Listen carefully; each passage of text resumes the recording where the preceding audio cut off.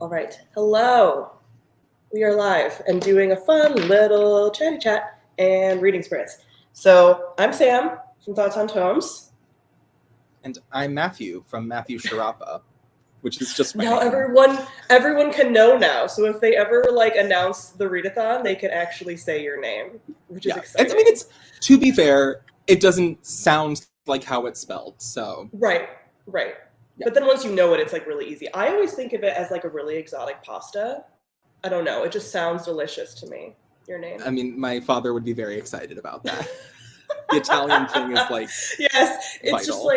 I just feel like it really embodies that.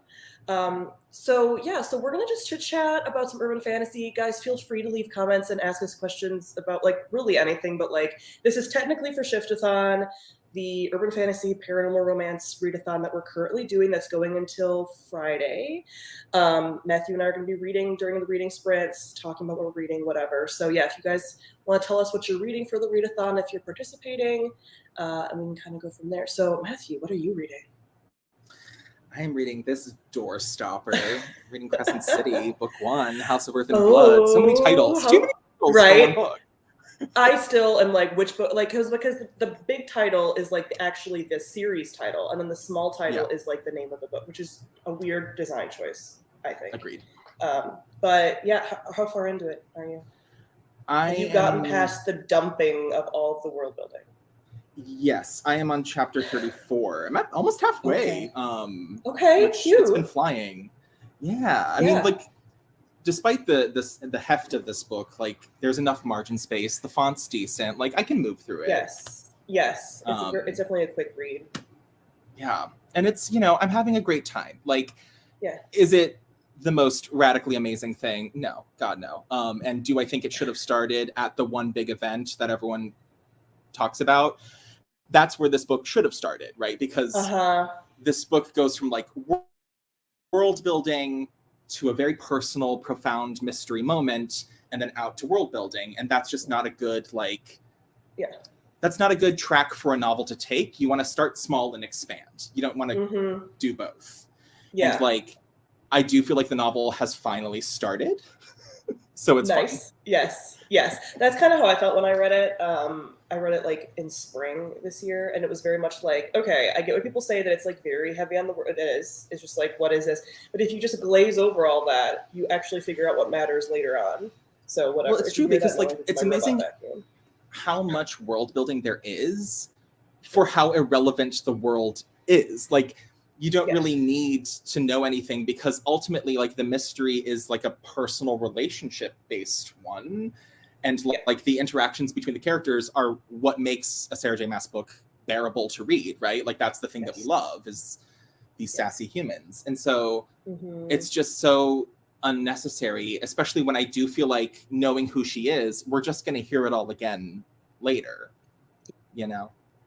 Yes. I'm probably right. I assume I'm okay.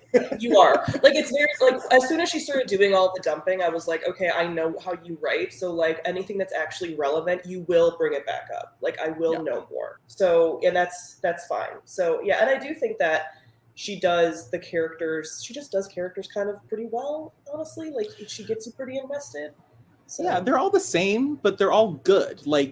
They're always sassy and horny, but also broken, and it works. Right. I can get into it. Yes. Everyone's pretty. There's lots of flirting and tension. Yeah, totally. But also deep-seated drama. Right. Can't have one without the other. And what about you? What are you reading? I'm reading Prey, which I can't show you because it's on my Kindle, but it's the fourth book in the Shifter series by Rachel Vincent, which is a book about werecats, basically. And it's urban fantasy, paranormal. I don't really know quite where it falls because it's not urban in the fact that there's a city setting, right? Because it takes place, I want to say that they're on a ranch in Texas, and they end up kind of being around other places, but it's a lot of pride politics instead of pack politics and whatever. I'm a little part of me wants to DNF this series, and part of me is just keep pushing through because there's only 6 books in it. I loved book 1. I didn't like book 2. Book 3 kind of got me back in, and now we're in book 4. But she writes, there's so much filler of just like weird, like she explains weird things. Like this is going to be super vague, but in this book, there's a lot of like traveling around. They're doing stuff. They're transporting people, whatever. And there'll be like a line where she's like, oh, and then my dad called, who's like the pride leader, and he said that so and so is going to swap out for this person. And I'm like, why are we like with just like weird side characters? They'll like do this moving around stuff, or like really mundane descriptions of like, I had to go change my shirt. I'm like, you don't need to tell me all of this, you know? So there's just like a lot of like, it slows it down. Which is a little bit like, and the world is like incredibly misogynistic. Not so much the book, like the main character is against all of that, but the world is that like there's very few tabbies, which are the lady cats, right? So the men are like very defensive of them, and like babies are super important, and you like need to get married and like whatever. But she's like one of the enforcers, and she doesn't want to do all of that, and like. It's very just kind of like classic urban fantasy in that way, but it's like a little grating with how long the book takes and everything. So I'm like, and like the main love interest is like kind of one of those like alpha males, like he throws things around a lot, not at her, but he just gets like mad about like life and he like breaks stuff. So it's like, yeah. I feel like that's a thing in paranormal romance and urban fantasy so often, because like you are dealing with animals, right? Like that part is there. Right. But that doesn't, so like it's justified, but it doesn't necessarily make it fun to read, you know? Right. Yes. If you have to really be like brain off in a way that like I can and I can't. Like sometimes I really like them, and there's also this like love triangle thing going on, but they're not bringing in the other part. Like I know it's going to end up with these like main two, but like I want them to bring in this other dude for more tension, and he's actually kind of better. And they're like not bringing him in enough, and I'm like, you have all this opportunity to like bring him in to like make her question and blah blah blah, and they're just not. It's very obvious like she's going to choose this one, like the main one, obviously. So it's kind of like that very classic how love triangles used to be written, where it was like you always knew who was going to win, like everyone always knew it was going to be Edward, you know, like that kind of situation. So yeah, but I'm like, they're so easy to read, and I kind of just want to like see how it goes, because there's parts of it that I'm like very invested in, and then parts that I'm like, I don't care, but they're so quick that I'm like, well, whatever. Yeah. I'll just do it. I often find it's like worth it just to know. Like my desire to know or understand something is far stronger than like my willingness to give up. Yeah. Yeah. Especially with I'm over halfway in now. So I'm like, well, I can just like finish a series. And it's like, but you could also be reading other series. And I'm like, well, I want to finish this. You're one. Into deep. Because I loved yes. Book one was like a 5-star for me, and I don't know if it's because it was my like return to urban fantasy after so long, which we'll talk about like our urban fantasy like journeys. But like I hadn't read an urban fantasy probably since like the Anita books in like college maybe. So maybe it was just me being like, oh my God, like all of these tropes and whatever. But now I'm like, some of this is so insufferable. But I also know that like it's not like the next book I'm going to read after this is one of the Kate Daniels books, and like those are very fun. So I'm looking forward to that when I finish this up. So. Yeah. Are you planning on just doing Crescent City, or do you think you're going to get another one in? I think given how fast I've gotten through the first half, I'm hoping to also read some Patricia Briggs. Nice. I've not read Mercy Thompson. Nice. Yeah, neither have I. All I know is that, I think this is correct, I think she's like a mechanic in Washington who's also a werewolf. And she's a coyote, wait, she's a werewolf. Either she's a coyote or a werewolf. Yes. Pause involved. Yes. Yes. And I'm all for it. And this looks also very short. So into it. That's why I love this genre, is like usually the books tap out at like 380. Usually. Obviously. Well, because the authors are pumping them out like once a year, and and I think that is why we get some of those like side traily bits that you had previously described. It's because sometimes the word count just needs to be there. Yeah. But that's why I think that they work. It's because it's just they're just easy. They're just so easy. So I just want to touch base on what people are reading in the comments. So we have Cinder, which is a little like sci-fi, but also fantasy-esque Cinder. Cinder's like a funny little in between. Yeah. We got some October Day, which I have not read any of the October Day books, but they are very well loved. We have some people also reading Percy Jackson just for fun, not part of the readathon or anything, which is funny. Like a lot of people are also just reading Percy Jackson right now. Jade City, which is awesome. I'm going to try, I haven't heard of this. Shadows by Paula Weston. Australian, apparently. Not heard of them. And then Elizabeth said that she loves Mercy Thompson. So that Mercy Thompson is definitely, and then Book of Cold Cases. Mercy Thompson is definitely a series that I have not read yet, but I've literally wanted to read since I like discovered urban fantasy, and just have it because I've had other series ongoing, and I don't want to start like a bunch of series that have 9, 10, 11 books in them. But that's definitely one that I'm excited about. I feel like Patricia Briggs is very much like when you think of what an urban fantasy is, like her name is going to be on any top 10 list or listicle that exists. So like I feel like you have to read something from her if you're like trying to consume the genre. Yeah. Who would you say are like, if you were to make a top 10, even if you haven't read them, like who are the names for urban fantasy that you're like, these are the people? I mean, obviously Laurel K. Hamilton, our queen. I would say Nalini Singh is definitely up there. Yeah. Patricia, obviously. I think those are the names that like I remember, think about, and reference when I'm trying to like explain to other people. Yeah. And I know that like I believe Ilona Andrews, does she? Yes, Alana Andrews. So Alana Andrews is a couple, a writing couple. They're married. Oh, cool. It's a man and a woman, which I never knew. And then you wouldn't really like. Sometimes I'm very like a man, you know, like I don't want to read from a man's perspective, but you can't like tell. Like obviously the woman like buffs out any of those edges. But they're a very good team. Yeah, Alana Andrews is really good. I also think of like Charlene Harris, the like Sookie Stackhouse. Yeah. Oh, books. You know, it's so funny because I don't often think of those as like, I mean, because those are paranormal romance, those are urban fantasy, but because True Blood became the institution that it is, I don't even like think of her as like that kind of author, but she definitely is, like 100%. Right. Yes. But now everyone just doesn't even think of like, it's not the Southern vampire novels, it's True Blood. Like, that's what that was. That was such a good time in my life, and that show was good. Oh my God. Absolutely. People also mentioned Kelly Armstrong, which I have not read the Kelly Armstrong books. That's another vampire one, right? I think I want to say. I think so. She also does have a YA series about ghosts. Am I making that up? I may have just made that up. No, you're probably right.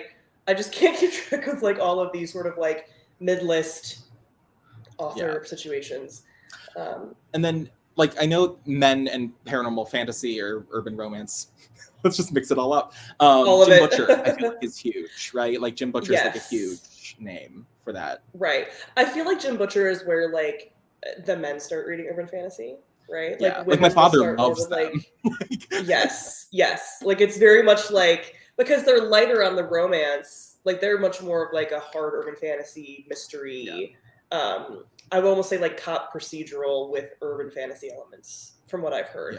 I was gonna read them, but then Mari started reading them and like, I mean, hated the first book so much that I'm like, I'm not gonna do it. I can't.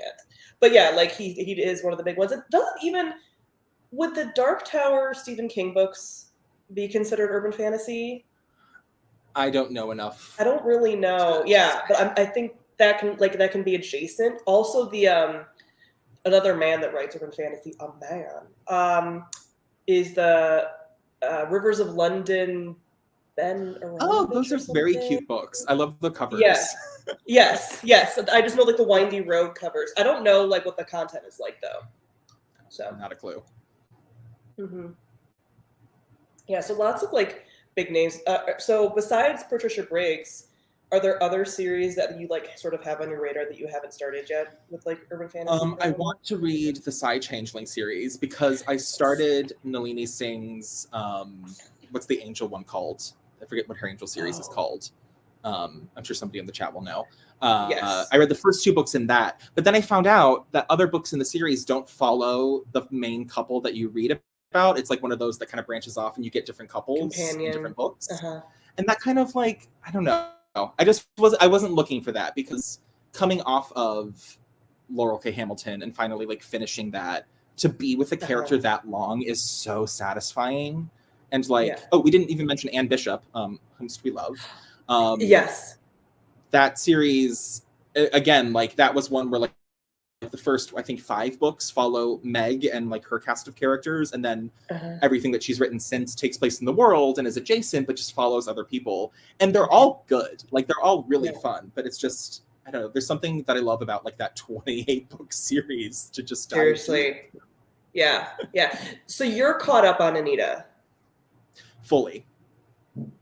But it's not done, right? Like she's still writing. No, she has a new book next year. I think next spring. Okay. Yeah, it's called Smolder. So I'm just curious if she's like ever gonna finish that series. Well, like she doesn't know how to kill anyone. No. And the big bads that she brings up are never actually present. So like Anita never really has to face any of them. It's more just like the politics of who she's going to add to her cohort next. Yes. Which I love, but like is also like I mean, I don't want to spoil anything for you, but like basically the last 5 books of the series, or the most recent 5 books, are all leading up to a pretty benign event world building wise, but like important event emotionally for the characters. And so they keep talking about it, they keep hinting at it, they're getting ready for it, it's happening, but like it hasn't happened. So like I don't, like how long can this last truly? Yes. So, and that's why when I was reading them like back in the day, which I think I told you how far I got. Wait, I want to make sure that I like say true. So I calculated it a little bit ago, and I had read up to book 17, which is like not horrible. But I still have like 10 more now. But I'm rereading all of them anyway. But like, so 17 is as far as I had read, and I'm doing my reread. And I was starting to be like, okay, how is she gonna like wrap this? But I'm also now I've gotten to the point where like I've circled back around where I'm like, I don't care.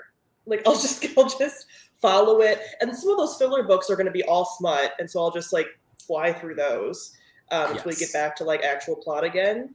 So yeah, I mean that's what happens. It's like the first 5 books in that series are entirely like cop procedurals. They're like necromancer raising people from the dead, trying to solve a crime, calamity ensues. And then it's once you hit Bloody Bones, that's the first time that like erotica becomes vital to the plot based on the magic system of the book, but the books themselves become erotica. Like it shifts in tone so drastically, and then it's not until like book 11 that it kind of goes back to that procedural feel with the hyenas. I feel like that's when it starts to become a little bit more and she like and there'll be times where like some of the books are like just smut, and then some of them are like, okay, now we're having smut with a purpose, and like whatever, which was so unexpected when you have from the beginning. When it's just so anytime, it's just the sexy bit. I mean, Micah, the book that's just Micah is like, that's a really good one. Like that is a sexy one. It's also so short. It's so short, but their relationship is just the best of the relationships. It's the most healthy. It's the most, and so like to see them like blossom together in that little book was like actually quite lovely. I know, they're my favorite of like the couples. I mean, I haven't gotten at the point where like I'm still on my reread. I am on, I don't know which book, Burnt Offerings maybe, I think is what I'm going to read this time around. And this has just been the start of like the full like the triangle, the triumvirate stuff just started happening, and so now we're getting a lot of like the drama between like her, Jean-Claude, and Richard. So that's where I am. So like no one else has come into the picture yet. Like Jason's around, but she hasn't like brought him into the full, like it's just those 3. And I'm like, the drama is enough with just those 3 right now. And I know that more come in, and I'm like, the drama is so intense right now, and it's going to get worse. And like, it gets worse. And like, the thing is too, she can't fit every character in every book. So like to actually keep track of who's together at what stage can be very tricky because they're not always present. My favorite books in the series are any Edward books, and she doesn't get together with Edward. Edward's like her like buddy. But anytime that she goes off and away from that cast of characters, and it's just like Edward and Olaf and being like bizarre and weird, like those are my favorite of the series. They're just so juicy and so psychologically like effed up. That it's funny, but then you have to like read the next book and you're like, oh, we're back to who is she with? who is, because like she's with certain people romantically, but then she also has sex with certain people for power, but then she also is like in courting with other people to like withhold power in different animal groups. And that like there's so many layers to like who she is involved with. Yes, it's so like, I mean, it really is like the personification of like the polyamory like web of like you have to have a board and like figure out like who's doing what and to who and like who's involved, because then there's also some of the like the men. I know that she eventually gets with the woman at some point, but all the men are like also sometimes involved with each other, and so like they're also dating. Like it's like a whole thing. I mean, the phrase that she uses obviously in the books is puppy pile, and it is very much a puppy pile. Like it's like, I don't know, but there's something that's so wonderful about the series is to watch her as an author grow to like larger understandings of gender and sexuality. And like it does start pretty rigid, it does start pretty hetero, it starts very gendered. Like there's a lot of like girls do this, boys do this. But like as the books age and as Anita grows in her character, like it does start to like become a little bit more nuanced, a little bit more supple. There's some reasonable conversation about who you can be with and in what ways, and does it have to be a certain way each time? You know, I'm actually impressed by the books. Yeah, I like what she does. So I'm curious to get past those like just erotica bits to see what like the new stuff is now, because I mean, again, if I stopped at book 17, that would have been like well over 10 years ago, and like stuff has changed obviously, and like the way that she views things has changed, so it'll be very interesting to see like what that looks like now coming back into it, catching up. So awesome. Someone in chat mentioned that the Nalini Singh books that you were talking about, the Angel series, is the Guild Hunters. So that that is correct. Very sexy. That is a book that the series, at least the first two, are like very sex based. Like sure, there's some like larger politics and like some sort of plot about angels getting corrupted after being alive for so many years, but it's mostly just the sexy bits. Yeah, it seems like her books fall more under like the paranormal romance than like urban fantasy. I mean, I know there's such like an overlap, but hers seem to go more that way. I was not super interested in like Mara talks about them all the time, books like Whoa, that I was like, I kind of want to read the Side Changeling now because like you talk very highly of them, and yeah, so we'll see if I ever get around to it. This is a really good, interesting question. What would be the sci-fi version of urban fantasy? I don't know what an equivalent to that would be. I guess it would be like if we're thinking of the construct, right? It would be like a regular city with scientific advancements past what we have in real life. Yeah. So it would be like a cyberpunk New York, where you can like teleport to California. Like that would be like an element, I imagine, right? Yeah. I don't know. I read very little sci-fi. I think you probably have a stronger hold on this than I do, for sure. Yeah, but that's a good way to persona, because I was even having trouble being like, what would that look like? But you're right. It would just be like our world with more science. And the problem with, not the problem with sci-fi, I love sci-fi, but sci-fi, even within genre, is very niche. So I think it would be very hard to break into sort of like the sci-fi with romance. I don't know. Like, I think the audience is there, but I think as far as like publishing, I would look more in like indie and self-pub for this. And I don't have a recommendation necessarily. Jess did say, like, wouldn't it be cyberpunk with romance? And that's kind of what I would be picturing, is like a cyberpunky world. But I could not tell you, I mean, nothing that I've read, but I would read it. Oh yeah, totally.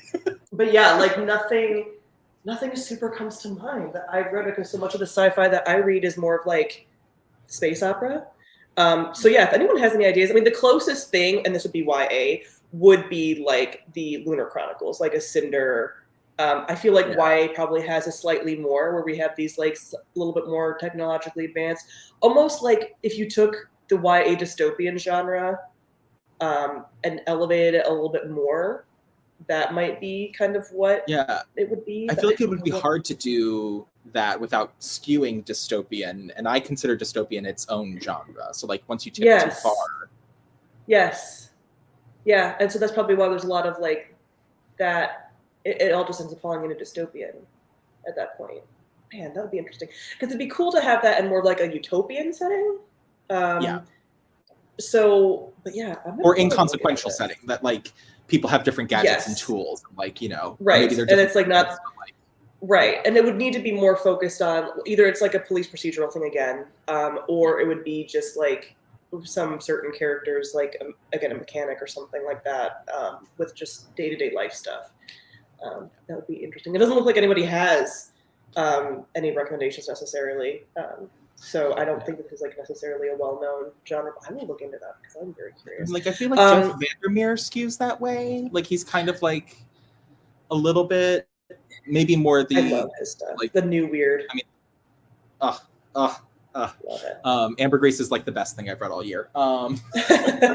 So good. Yeah. But yeah, like I don't have any points of reference for that. So anybody can give some recs. Yeah, totally. I just had a question. Where did it go? Okay, here we go. Yeah, Brittany, do you guys have any recs for urban fantasy where there's no sex? There is. Go ahead. Oh, I was just gonna say, the only one that I can think of, it's dubious. Anne Bishop's Others series is very wholesome. There is the element of like the Cassandra Sang is what they're called. That there is a sort of like sexual connotation to the experience that they have when seeing prophecies. But the book itself is more about the healing of that and that recovery and coping with kind of like the traumatic experiences, but nothing is really ever in detail. There's like nods to sex, but anything is like fade to black if it is. And the series itself, though incredibly dark, doesn't feel at all dark. Like it's very, very cozy and cute. And they like read books and like watching movies and eating popcorn and all these characters you just want to snuggle with. I haven't actually read that series yet, but I need to. It's so good. It's just so utterly charming for, like I keep saying, something that is like quite gloomy. Yeah, I would even say so. Obviously, you couldn't continue, but like the first 5 Anita Blake books are like not sex. There is it's in a lot of urban fantasy, there's always like threats of SA or attempted SA happening at like any point. So again, if that's sensitive, like you kind of have to be really careful with urban fantasy, but especially older ones, they use that a lot. But like you could read the first few of those. The ones that tend to lean more horror, I find tend to be like a little bit less with the sexy stuff. So like I mentioned this in my potential TBR. I don't think I'm going to get to it, but the Kat Richardson Greywalker series, I think there might be some sexy times maybe later, but I think it's Fade to Black. I haven't read it in like 15 years. And I haven't read like all of them, but it leans much more horror, spooky. Like she is somebody who can see like the ghost world, like it almost is like superimposed on ours. And she has like a way to sort of connect to that. So it's much more spooky. So I feel like there's less sex in that. And then so much of it is such like an overlap that it's hard to like think of a lot of them, because even if they start not sexy, I feel like they get sexier as it goes on. So if you haven't finished so far the Rebecca Roanhorse Sixth World series, there's only 2 books in the series so far, and I don't know when the next one's coming out. That is a sort of like post-apocalyptic, based on American indigenous tribes and like their magic and folklore, but there's no sex in that thus far. There's only 2 books. So it's hard to see when it's going to go. But yeah, I would definitely check if you're looking at urban fantasy series, specifically Storygraph, who like you're able to put in trigger warnings on there. People will probably label stuff like sexual content and stuff on there so you can check which ones have it and which ones don't. But it is harder to find. So, this is a good question. Which would you say are the common urban fantasy tropes, and which ones do you like/hate?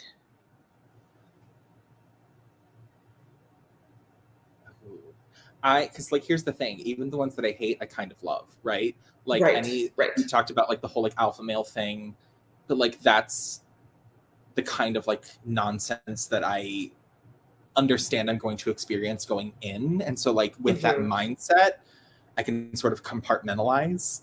Yes. I would say that like anytime like that there is a big bad related to SA, I don't enjoy that. Like in the Anita series, like they're like the character Reyna, like when she comes up, like there's like a whole snuff film plot line And those are like, I had to stop for a while. Like, I can't even, and I feel like that's not uncommon to the genre. Like, I do feel like oftentimes it's like women with extreme sexual prowess doing bad things. And like, maybe we just choose any other quality to like exemplify. Why does it have to be the sexual thing? And I understand the reason why is to then show contrast, right? Because like, look at this good instead of the bad. But like, maybe we just don't. Maybe we just don't. Yes. Especially with some of the older urban fantasy that we're talking about, stuff that like started in the 90s, even if it's still ongoing. I would say urban fantasy, more than any other genre that I've read, has a lot of SA as just like a threat always. Either the character has been or they're threatened to be by the, like a lot of the villains will have SA or like threaten that. A lot of times they're like, again, wrangling up women and putting them in cages is like a very common theme. It's not in every single one, but like it's pretty common. Just very like misogynistic worlds, whether that's because of, again, we're having like shifters and things like that, or just, I don't know, it's just easy, I guess. Like a lot of authors, I think, just go like the SA route because it's like, oh, look, this horrible person's a rapist. And it's like, okay. But that gets kind of tiresome. I do like when books aren't doing that so much because, especially if you're reading them back to back and you're not having a year between each one, like people do when they were first coming out, it's like, this is all it is. Like, but yeah, when they start to get away from that, it's nice, but that's one that pops up a lot. I would also say like resentment of the creature you become, I don't really care for.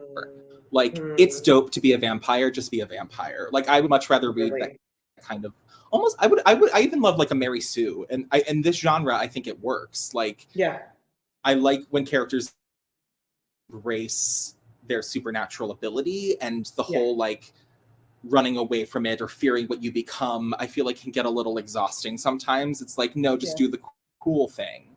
Or at least that's how I feel. No, I kind of feel that way too, where like, especially if it's going on for a long time, or you have like certain side characters, like again, if we're talking about Laurel K. Hamilton, like you have Richard being like, I hate that I'm an alpha werewolf, and you're like, stop. Like it's like, enough. I'm so sorry, you're like hotter and stronger. Like, oh no. And like can't die, like barely, you know, like So it's just, that can become really tiresome. Yeah, I agree. And there's also the like thing, sort of similar to what you said about the alpha male, which again, I can usually put stuff aside for an alpha male. My tolerance is a little lower than it used to be when I was younger because now I know things, but like I can still be like, I'm reading urban fantasy, it's fine. But there are a lot of those, sort of Mary Sue, but like the strong female character, right? And like, I'm kind of okay with it as long as she can back up her attitude. Like, I like characters like Anita Blake who can like give and take equally. I like Kate Daniels, some of those. The character in the book I'm currently reading, Faith, in the first book was a lot of that like take no shit, and now she's kind of like, I won't take any shit, but she lives in a system where she like has to. So like, I'm like, stop running your mouth and getting yourself in trouble. Like you're just annoying me. So you have to like, but I do love a character, like especially a woman that's like leather jacket, boots, strapped in weapons, like works with the police, but isn't a cop, like, but has to come in because they're like involved with the like paranormal stuff and they have to be like mouthing off to the cops. Like I'm good with all of that. That's like not to just make this entire live stream about Anita Blake, but like one thing that is so successful about that series is like the legislation, like the actual like political musings that allow Anita to do her job, and like how that entwines with the plot, how that entwines with the mysteries themselves, and how they can be solved. It like adds tension to the timeline because like there are little contracts that have to be signed. And like, I feel like in so many other books that could be so boring, but for some reason it really works for her. The world building is like kind of impressive. It's like really good. Yeah. Like it's so funny that like returning to that world, we've talked about this, but returning to that world for me after so long, I'm like, I had a lot of fear that it wasn't going to be good. And I'm like, no, she's good. Like she does a good job. Like, are there problems? Yes. Is some of it really dated because she started writing it in like 92? Yes. But like overall, like this world is good. She keeps evolving it. Like she stuff makes sense for the most part. Like I don't feel like sometimes there's some like Deus Ex Machina coming in, but like I forgive it because it's whatever. But like, okay, I'm okay with her being like involved in nearly every single paranormal circle possible. Like, okay, I will allow it. So. Yeah. Scarlett mentioned that I think there's a lot of older series authors who are writing out their trauma with like a lot of that. And I think that's true. I would say like more recent stuff, the essay is still a thing, but I'm seeing it like less often. Yeah, that's nice. Go ahead. I was just gonna say, like, I also feel like I think, or at least I hope this is where we're going, where like people would rather show the complexities of one relationship than show you like two polarized versions, right? Like, not every relationship is going to have entirely healthy moments 24/7, because that's just not how humans work. And perhaps we're getting a little bit more of that so that we don't necessarily need one or the other. Yes, such like a strict dichotomy. Totally. Just another good question. Which city outside of the US and UK would you love to see an urban fantasy novel set in? Oh, like Dubai, I think would be so cool. I would love to see. I would say like any sort of like I feel like we don't get a lot of. I'm just like babbling. I can't even. I got too excited about the question, and my words didn't come out before my enthusiasm would. I would say like any sort of like Singapore, any sort of like South Asian country. I feel like would be really fun to see. Given the culturalisms, the history, the religion. And it's perhaps that I don't necessarily read as much from those territories, that like that's what I would be excited to see from. But I feel like I feel like when you think of like urban fantasy, you think of like the Americana of it all. Yes. You think of werewolves and vampires. You think of these like very like Anglo influences, and I'd be curious to see what we could get from another culture, another country, another religion. Yes. Yeah, I have a similar sort of answer as far as like what I first thought of when I read the question was like going into some of those like Aztec and Mayan sort of influences from like South America and like South American cultures and stuff. We get a lot of that, not a lot, we've gotten some of that now with like historical fantasy. Like it's definitely set, you know, back pre-colonial, but it'd be nice to see that like if, again, those areas were never colonized and there's a modern urban setting, what would that look like? I think there's be some really cool stuff with some like West African cities. I don't know all the city names over there, so I apologize, but some of that would be really cool. Even like Egyptian, you know, some of that would be really awesome. I was also thinking like something Eastern European, again, almost like the Winter of the Witch, but like modern, with all of those kinds of like, again, vampires in Moscow or something. Like, I think that would be really cool. There'd be a lot to explore there too, if that was like, again, present day politics in sort of like USSR, former, you know, like all of that could be a lot to explore as well. I agree. Like, I feel like publishing hates anything that's not like Anglo or Europe, you know, that sort of, you know, whatever. So these stories that we often get are based in history or are this kind of like lesson learning, educational almost feelings, because publishers are like, ooh, this is new, this is exciting. But like, it'd be so cool to get that modern take, to get that sort of like, we've been around, like, why are we trying to, you know what I mean? And I'm sure that there's authors doing this, like, again, in their countries, but hasn't been translated for us. And not that it, you know, obviously that all the translation issues, and you probably know a lot more about that than I do as far as like the publishing side of translation. But like, this is not us saying that this isn't happening, but just that we don't necessarily have access to it just because of, again, the politics of all that too. Like, I don't know, would Russia be super cool with like someone writing about all that if they're currently in Russia? Probably not, you know, like, so there's some of that going on too, but that would be really cool to see in the future as well. So, what are some good series with queer main couples? I mean, the Anita series has like a lot of queerness in it. I mean, I don't know. Again, I don't know where Anita gets with her own queerness later, but there's a lot of like Achillean relationships. Okay, I know there's a lot of Achillean relationships in Anita as far as what I was reading. And in terms, like when I think of like queer as like an umbrella, all-encompassing term that is simultaneously defined and undefined, that is very Anita. Like that is very like, we're talking queer because we don't have a name for what this is. Yes. But I don't know that many, if any, series, because the genre tends to be incredibly hetero. Yeah, it's very straight. So if anybody has any recs, I'll take them. Yeah, it does tend to lean very, yes, it either leans very, the genre is very cis, it tends to lean very hetero, but if they do go more queer, it will be Achillean.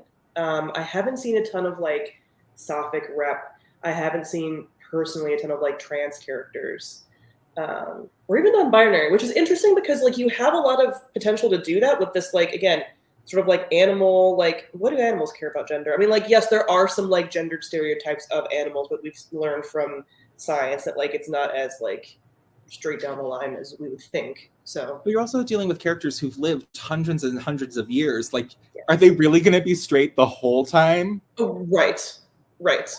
Like, aren't you bored? Yeah. Yeah, like wouldn't you at least try? Like, how does curiosity just wane after that many years? Yes. Like, wouldn't you be starved for a new experience? Right.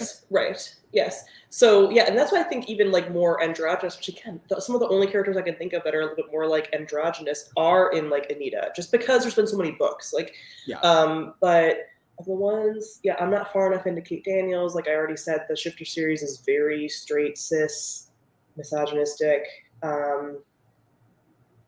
I don't.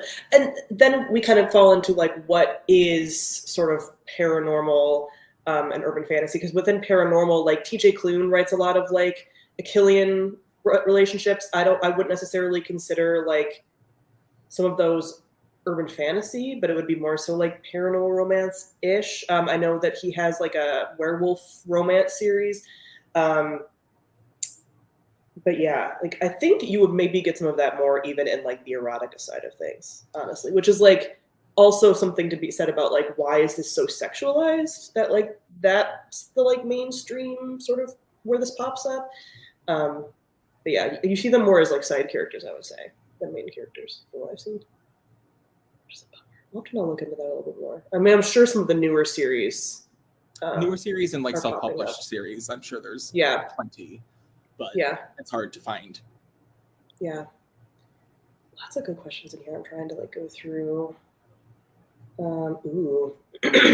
What mythical creatures would you want to see a new urban fantasy series based on? I mean, I already mentioned like the Eastern European folklore stuff. Like I know that that's set in the forest a lot, but like I love me some forest creatures, so that would be really awesome. And then like Japan has a lot of like really fucked up weird stuff that you could mess around with. I know there was a series, I think it's YA. I want to say the author's name is Cat something, who had like a kitsune, like I don't remember what it's called, but that was like an urban fantasy. So there's some of those like fox creature things. I would love to see like demons, but they're not bad. I would love to see like I love an angels and demons, like Christian whatever. I don't want to say Christian mythology in case that might incense somebody, but like I would love to see it where like I don't know, just like a little bit a different take than just like one good, one bad. I often find that like nowadays we're in the era of like angels are bad. Like that's currently the trend. But I would love to see like not only that, but like demons good. Yes, which you almost in parts had in like Daughter of Smoke and Bone, where like they weren't demons, but they were chimera in that. So yeah, if you want more of like a Mesopotamian route, like sort of pre-Christian, but like Christianity took a lot of that stuff. There's a lot of like interesting Mesopotamian demons that could be really cool. I still really want to see mermaids or sirens done well. like they're never done well. No. Like it's never like, I don't know, serious. Like I would like it to be a little bit less like the few times I've seen it done, like I guess not horribly, it's been a little more tongue in cheek. And like I want them to be terrifying sea beasts at times, but almost like a shifter sense, like but also hot. Like I want it all. What did Hans Christian Andersen do to sterilize the mermaid so fervently in every author's brain? Like they could be so cool, and I don't feel like anybody knows how to do it. Yes, I really want like I don't know how to do mermaid. Yes, I want like a deep sea creature, but that again like shifting, like the same way that you do with like a shifter, for werewolf. Have mermaids able to from human be able to shift into these like underwater deep sea monsters. It's fucking awesome. So yeah, I would love to see that. Really any mythology that hasn't been tapped into. I know that there is, I don't know how these are, but I want to attempt to read the Iron Druid series, which is the Celtic mythology stuff. I'm not sure how those are, but I do listen to like Celtic mythology. Yeah, there's a lot of directions they could take it. And I feel like I do love my classic vampire, werewolf, zombie, angel crap too. Like, yeah, I it is like very fun. necromancy will never not be the most thrilling thing. Yes, give me dead stuff like all the time. Like it's very fun. See, this would be really fun too. So someone mentioned A Master of Jinn, which is historical but also urban fantasy. That was such a fun book.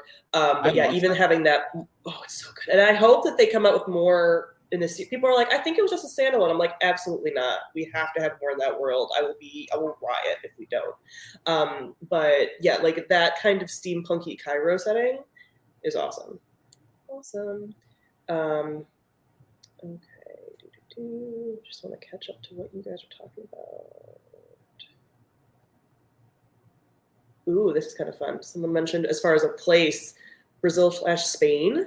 Yeah, with a religious background and then tropical settings. Like there could be, again, urban fantasy, and I'm sure that there's urban fantasy being written in some of these areas that like covers this, and then we just don't know about because it's not being translated. Yeah, like I would love to see the version of a vampire that isn't repelled by a cross. Like what?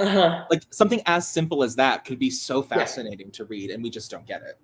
Yes, and as we say that, for all of Stephanie Meyer's obvious faults, the fact that she like did do something a little different with vampires was like actually kind of interesting if she was actually a good writer. Like, yeah, you have these like stone-bodied sparkle. Okay, they sparkle in the sunlight, whatever. But like they're not killed by sun, they're not repelled by garlic and crosses. Like a whole. That is actually like a cool world building thing that she did. So, yeah.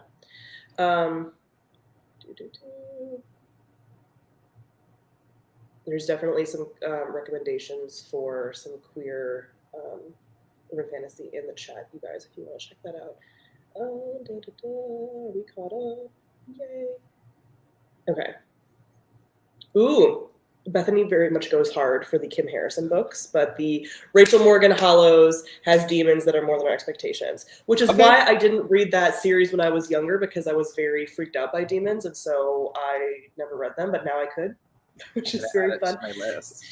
Didn't maybe it was JLA. I want to see, didn't Armand Trout do like a either demon/gargoyle romance book? I know she did Aliens. She did the Aliens. Yeah, she did like the Obsidian, whatever. But then there was like this like cold kiss, like whatever. I think she did like a series where there's like angels, demons, and like gargoyles. So that's also something. Also, in fairness to Stephanie Meyer, her vampires were a bit more sinister for not having fangs. Imagine the power they have to feed up. Yeah, I mean, they really had to like tear some bodies apart. Like that is, there's something about me that loves like a traditional vampire too. Like, I think it's so funny when authors forego the rule of having to be invited into a house, because it's such a simple thing that can result in like one, comedy, but then also two, like it's like there's some trickery involved. I like that sort of like simple play. I don't know. I love vampires. I think they're so cool. Yes, I love a vampire. Someone that does vampires in a more interesting way too, and I haven't got far enough in the series to know exactly where this goes, but in the Kate Daniels series, their vampires are actually controlled by necromancers, and they're like a mindless creature, almost like a zombie that the necromancers control, but they're like a zombie beast that's a vampire. So that's also really interesting, because like the necromancers hold the power in the way that vampires usually would. Kind of similar, the Guild Hunter series, vampires are the creation of angels, and they're under contract from angels for being granted immortality as like servants to them until a certain number of years, and then they're freed. Okay. Interesting. See, yeah, I like a little twist, but I also love just like a blood-sucking, can't be around crosses, like just like, needs to have like a bag of blood like on hand at all times vampire. You know, like it's, I don't know. Okay, the Gargoyle Demon series was White Hot Kiss. So I was what a great title. What a great title. I can see the covers. Back when JLA had her first heyday on BookTube, and it was all that Alien series of hers. People were also reading these like other series because the woman churns out books, which also I kind of feel like Ghost Rider, but whatever. She like churns out like 3 books a year, whatever. So she was writing a lot of these like paranormal, like right after Twilight series. So I remember people talking about those. Is there urban fantasy or paranormal romance TV shows that you really like? It's all gonna be vampire stuff. It's like all vampires. I mean, I rewatch Charmed once a year. Charmed. That's my stuff. Yes. It's so good. It's just so good. Did you watch the new Charmed? Do you have I did. About the newer Charmed? It was How fine. was that? I think they I think people think that the original Charmed was far more flawed than it actually was. And I found that the new Charmed tried a little too hard to like fix the problems of the old Charmed, when instead they could have just done a really good show. Like, was the original, like, I don't know. I think there are some things that they did fix and did well, but like adding science to it. And I'm like, we don't need science. We don't need science in this. We just need witches casting spells. Don't explain it to me. Nobody watched the original Charmed and be like, but what about lab technicians? Like, right. No. Right. Yeah. Yeah. So it's sort of like when Disney does the new movies and tries to like overly make up for like how dated some of the stuff was. It's like, we know. Stop trying to fix everything. And there's like wonders to be said about representation. There's wonders to be said about, you know, references and cultural points of view. But like, you can do that and also still make a good show without trying to like complicate what made Charm good, which was 3 sisters, casting spells, fighting creatures. Just do that. Yeah. We don't need to reconcile with like religion and science as part of that conversation. I don't care. I just want to see you cast spells. Yeah, totally. People were already mentioning some of them in the chat, but like Buffy is my OG. Like that's probably why I read urban fantasy now, is like Buffy was such a formative show for me and continues to be, that like, and that's why I like some of the typical, like Buffy went so classic monster, like classic movie monster route, sort of intentionally. Like there is a lot of like, even some of those like Universal movie monsters will pop up as far as like swamp thingy type stuff, mummies, whatever, in the Monster of the Week formula that they had, while also having these like romantic relationship elements. Like that was a perfect, when Buffy was doing the Monster of the Week in the first few seasons, plus the relationship stuff, beautiful, perfect. When they started to kind of go off the rails was when they went straight away from the Monster of the Week. Yeah. I think anime does urban fantasy very, very well. So I love like even Jujutsu Kaisen, which is currently airing. I think that has a nice mix of like contemporary setting meets like some weird, cool spiritual curse magic stuff. Future Diary, which does skew a little sci-fi, is one of my favorite shows of all time. And it also has some like time travel elements, which is super cool. But like, those are, I think that's a place where this genre can thrive. Yes, because I mean, you can play around so much more with something that is animated too, because like so many of these, like as much as I would love to see, actually I don't know if I would love to see this because there's too much content now, but like an Anita show or something like that, there's so much in the special effects department that they're probably not going to get correct anyway, that you can do that so much easier with an animated show. Like, why not? Which is also why they made the Anita books into like graphic novels now, because you can like take that, all that really extreme stuff and put it in like graphic form. This is another really good one, Blade, the original Blade movies. Blade was also so good. So good. Like, so remember that weird time in like the late 90s, early 2000s when like the whole like half vampire was a thing, the like dampiers were like definitely a like thing. Daywalkers, yeah. Yes. I loved a Blade. I loved a Blood Rain, which was a video game series, was like one of my favorite. Like a half vampire that is hunting down other vampires. So fun. I mean, Blade is like the original Marvel movie. Like it's just so good. Kind of, over the top. Oh my god. I do love that. Like, or like the Underworld movies. Oh yeah. Peak. Oh yeah. Peak. Oh, they were so good. I have not even looked at this, but the new Interview with a Vampire, I'm not sure if I'm going to go down this route or not. I did watch the original movie, but like, I don't know if I can get in with an Interview with a Vampire. I'm cautiously stoked. I do love Interview with, I mean, Anne Rice, insane as that woman was, like, she was kind of the first experience of me reading vampires and thinking, vampires are sexy. Like, they're sexy. Right. That's when they and I think that come out of the horror genre into like romance. Yeah, and they became like these kind of romantic, woeful creatures. So any interpretation of that, I'm curious about. But then you also get the whole like little girl thing, and I just don't know if I want to watch that. Right. Yeah. Right. And like it depends on where they go with the series too, because I didn't read the books, but I've seen people discussing them on TikTok, and those books got fucking weird. Like weirder than the stuff that I've read. Like, so I'm like, I don't know what we're gonna do there, but I don't know. I don't know if that's you know, where they're gonna go. Oh, the Gargoyles TV show. Did you watch Gargoyles as a kid? Like the cartoon animated show? Yeah. Yeah. Yeah, that's a good one. Like I don't remember plot points of that show at all, but I remember the animation like so firmly in my head. But like that was probably one of those original. I have never once watched Supernatural, but funny you mention it. I literally had a dream about Sam and Dean. I know their names because they're cultural, whatever. I dreamed about them last night. They were in my dream. I don't know why. I never watched the show, but they were there. I guess we were doing supernatural stuff. And now I'm not going to because, I mean, that show, I've heard too many things about. Did you watch Discovery of Witches? Or did you read the books? I did not. I tried reading the first book, but they don't discover the witches until very far into the book. For a book that has witches in the title, there are very few witches in the book. That is so funny. Because is the main character a witch? I don't, it's been a while, but like, yeah. All I remember is reading that book and thinking, where are the witches? Yeah, because he's a vampire. Like, it's a vampire romance, right? Like, he's a vampire. Yeah, but like, I never got into those either because I was like, it was too close to like, again, post-Twilight stuff. But maybe. It's funny you should mention. Is there any polyamory in the books you read? The Anita Blake books. Everything comes back to Anita Blake. Anita Blake it does. Is the culmination. It has everything.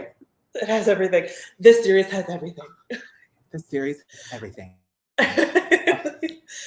It's so. I mean. Yes, so yeah, there's lots of polyamory and anything that Laurel K. Hamilton writes. Her other series, the Mary Gentry series, is a fae series that also has polyamory. That's a tough. I mean, like that's fae, but that's also like tentacle porn. Like that is like yes, that series is rough. that the guy that has that, I loved him. He was like one of my favorite. But I was also like, we're doing weird like tentacle porn / like creature stuff here. But yeah, like the OG monster fucker books like were some of hers. She knew what she was doing. But yeah, so all those fae men in there, lots of polyamory in India. I don't know, does Nalini Singh do polyamory in her books? So far from what I have read, no. Okay. I think that there is implied that is like culturally accepted, but I have yet to see the character that I've read experience it. Do that. Okay. Yeah. Because it does tend to, again, if you're reading books that tend to skew more into the erotica side of things, you're going to see more polyamory or just like open relationship dynamics because the authors are going to get bored with the main couple and start bringing in other people. Lots of chat about missing the monster of the week kind of show stuff, and that urban fantasy really hits that. And yes, like I think urban fantasy shows and books thrive when they have a monster of the week. Like, but I think that genre is kind of like a little bit dead because television is no longer weekly. Like it's no longer something that people experience at a certain time. And like you do Monster of the Week when it is literally Monster of the Week. Whereas now you need a through line to keep people watching on your streaming platform. So like, I wonder even if as a medium it can exist anymore. Well, I'm curious. I know this is like sort of going in the TV direction, but with the success of shows recently like House of the Dragon and Rings of Power being weekly again, and even how great WandaVision was when it was weekly, I'm sort of wondering if streaming platforms will start going in that direction for least some of their shows, because I miss that. Like, the only reason I'm even watching House of the Dragon right now is because I can, in theory, catch up on it, and I'm still 3 episodes behind as of tonight's episode. But like, if it all dropped at once, I would not even be attempting it. I'd be like, no, it's too much. But if you give me something weekly that people can discuss it and whatever, like, that is when TV is at its prime. Like, stop this whole dropping of a whole fucking season. So I'm hoping that it goes back in that direction, because stuff like Monster of the Week, like even, something like Stranger Things, I get that was very like bingeable, but I think you could build up so much more suspense if you had a show like that releasing 1 episode at a time than being able to binge it so much. Yeah. So, very few witch books are actually good. That is true. Although we've gotten, I think, funny enough, I don't even know what you would call this contemporary romance with witches books that have been coming out in the last couple of years have been like surprisingly cute and good. Like last year was Payback's a Witch by Lana Harper. This year, a lot of people are talking about the Irregular Society of Witches or something. The ones with the cartoony covers. Those witches are almost doing pretty decent. And I'm seeing a lot more like sorceress witches are doing pretty well. But straight up witches in the classic sense, I have not been seeing done really well lately. Which is a bummer. Such a bummer. Yeah, a lot of reverse harem in paranormal romance. Yes. Although Anita Blake was probably one of the first ones. She's like one of the OGs, and she does talk about that. Speaking of, is there any witchy book recommendations for urban fantasy? A lot of my favorite witchy books are not actually urban fantasy, they're just normal fantasy. Like Winter of the Witch and stuff like that is some of my favorite. Witches in urban fantasy. I mean, this is not a book, but if there's any book similar to the Originals TV show, we didn't even mention all the TV shows. I was a big Vampire Diaries fan. I never watched a lot of the Originals, but the Originals is much more witch-leaning, the TV show. But yeah, I was just like look at my shelf to like remind myself. Yeah, I don't read a lot of witchy books. I feel like that's also something I would enjoy.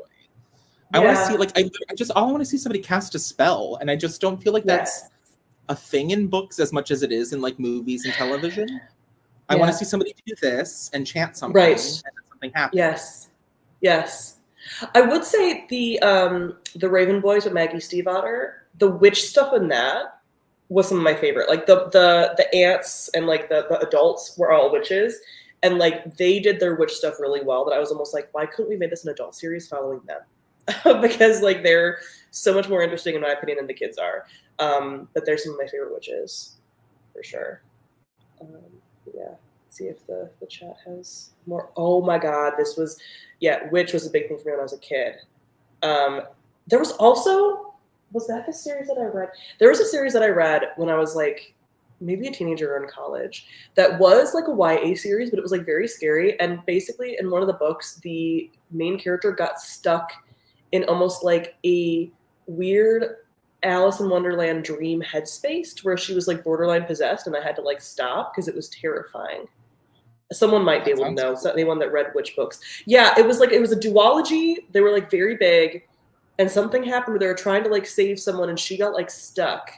And anytime that someone gets stuck or something gets stuck in someone's body when I was younger, I was like, absolutely fucking not. So I had to stop. But those were like some of the like being marketed to people that love Charmed books that I tried to read back in the day. Going back to like tropes that we love, anytime that a character has to like go into their subconscious, into it. Any sort of like, I have to dive into my dream world, love it. I'll eat that up. Yeah. I've mentioned this other places, but again, when we're talking about like the death stuff, when characters go into death is what I like really love, which is sort of adjacent to that. So I love a dream space too, but like if a character has to like go into the underworld, go like into like this river Styx type situation, has to go into like ghost realms, that's amazing. I dig that so much. Agreed. Yeah.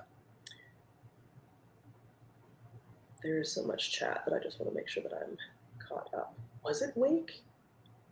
I'm gonna have to look this up at some point when I'm done here and maybe post it. Come across much more witches doing magic in comics and graphic novels. I think because there's that visual side of things, right? So I think that pops up more. Yeah, yeah. I would even say like I don't know if they're necessarily witches, but like witchy stuff that's very horror adjacent pops up in Monstrous, the graphic novel series, because it's very female dominated too. Oh yes, the Brooklyn Bruja series by Zoraida Cordova. Zoraida Cordova does a lot of witchy things. And then like I do think witches pop up a lot in middle grade, which I don't read a lot of middle grade, but like the Witchlings series by I can literally see her face. She's friends with Zoraida. I don't fuck. But it's Witchlings, it's very cute. And there's another series that is like little kid witches, which I think is very like, you know, the modern age of like people that were probably reading Harry Potter as kids and are now like making that their own and like, you know, getting rid of all the Harry Potter stuff. That's a big part of it. Yeah, Claribel Ortega, yes, does the Witchling series, which is very cute. So would we consider, okay, any rips with dragons? Dragons to me don't tend to pop up in urban fantasy because there's so much more high fantasy. Have you seen a dragon in urban fantasy? Not that I remember, or if it's like, actually, yes, wait. Is technically, I think a character in Guild Hunter is technically considered, but it's not like I breathe fire, have scales and claws. Like there's no like dragon shifter. But the concept of what a dragon is, I think, is there. Yeah. Yeah. Because I've seen some of them that would be like a dragon shifter, like the Rachel Hartman Seraphina series, but that's fantasy. Like it's not like urban fantasy, but like they have like shifter dragons that like can be people. But yeah, like I haven't even really seen dragon shifters, to be honest. Yeah. Dragons in like contemporary romance. Yeah, like I do not see any of those pop up. This is you probably know a little bit more about this because you keep up on recommendations. Some fall young adult books of 2022 that you would highly recommend to read. Oh goodness. I mean, it depends on what you like, which is annoying to say. If you are into historical fiction, there's a book called The Whalebone Theater by Joanna Quinn that's coming out October 4th. Crumbling British estates, beached whale that is turned into a theater where a cast of like hobnob characters perform Shakespeare. World War II happens and it's like suddenly a spy novel. It's just like a lot of book and I really loved it. And I want everyone to read it because I think it's so charming. That one was really good. I'm really excited for the Legendborn sequel. Same. I was going to say Bloodmarked. Yeah, very excited for that. I haven't read that much YA this year. Neither have I. And like I want to, so I'm a little bit like trying to find things to be excited about. I will look at my list, but yeah, my biggest thing is Bloodmarked, which I would put Bloodmarked and like the Legendborn books into urban fantasy a little bit, like adjacent, because it's almost like dark academia school setting, whatever. And she has like magic in a more witchy sense as well. But yeah. The English translation of Tatami Galaxy is coming out finally in December, which I'm really excited about. If you like a Groundhog's Day sort of time travel story, the anime is like one of my favorite things I've ever watched, and this is the book that it's based on. So I'm excited to finally be able to read it. I don't know if it's good, but that's happening. I feel like my like anticipated releases are very like I read.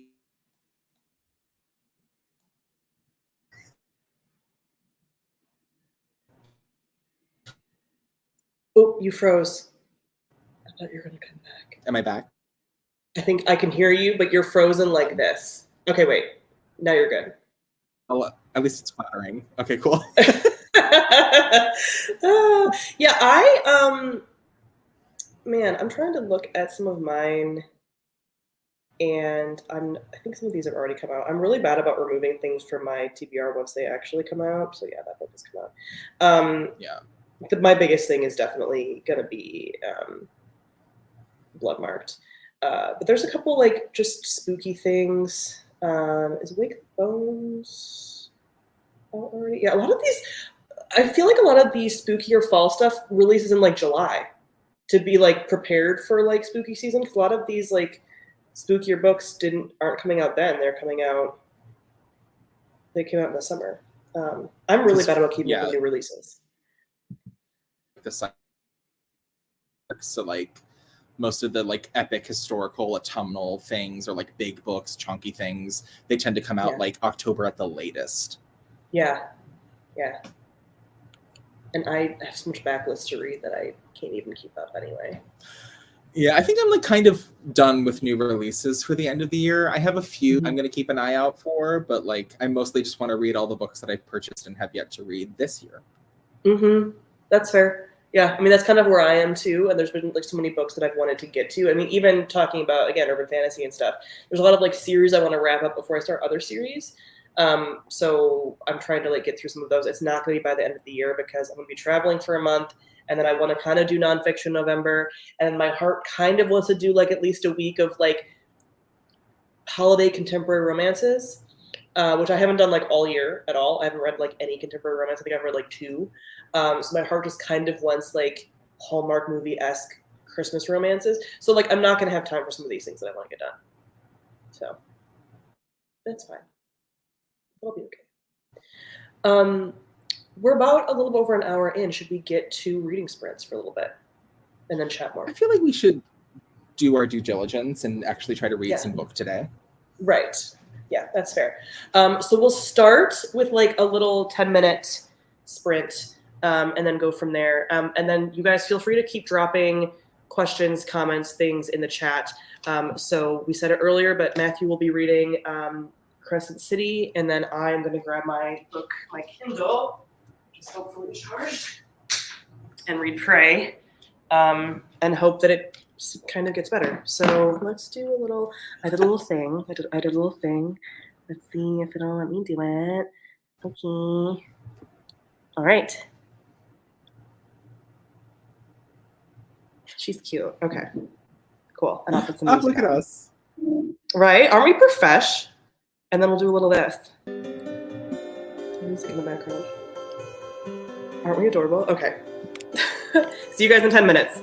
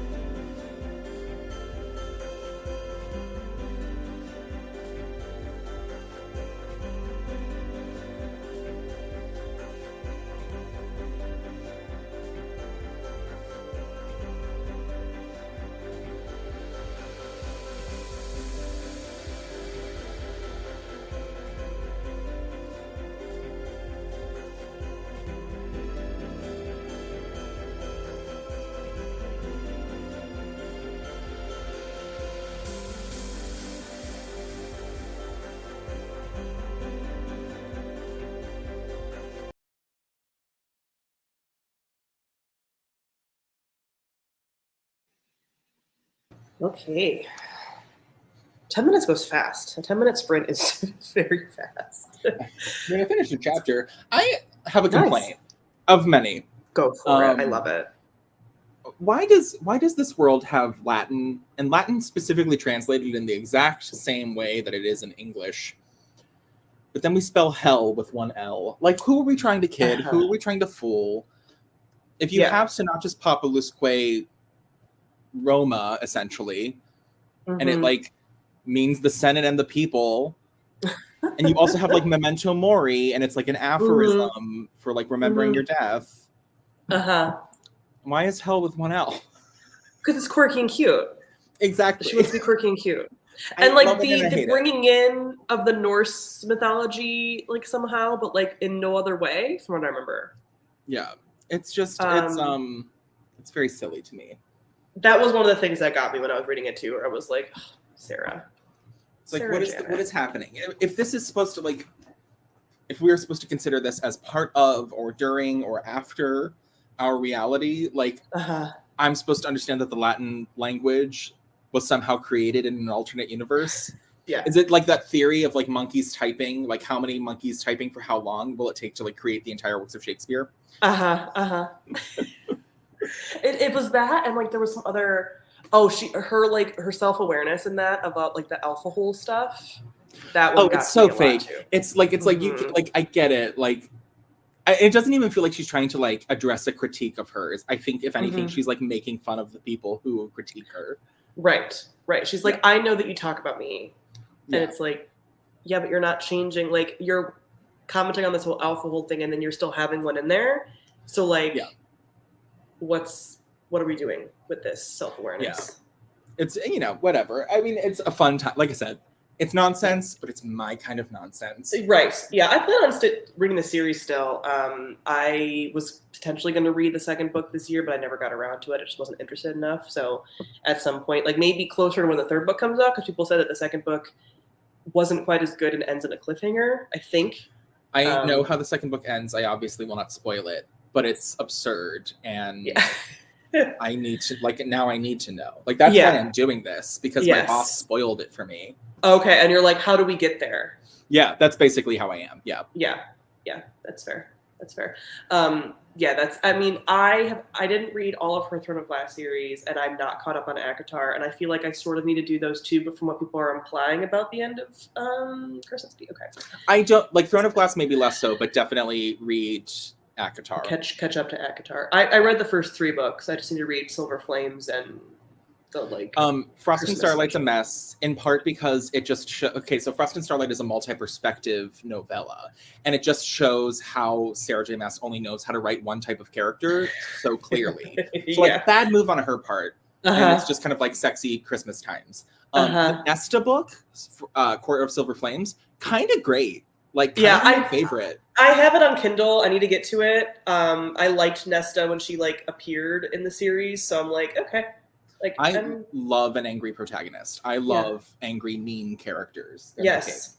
And that's another thing that does pop up in urban fantasy a lot, is like pissed off women. Yeah. Which I'm like always down for. Same. Like some feminine rage going on is like, I'm fine with. So there were a few questions that popped up. I'm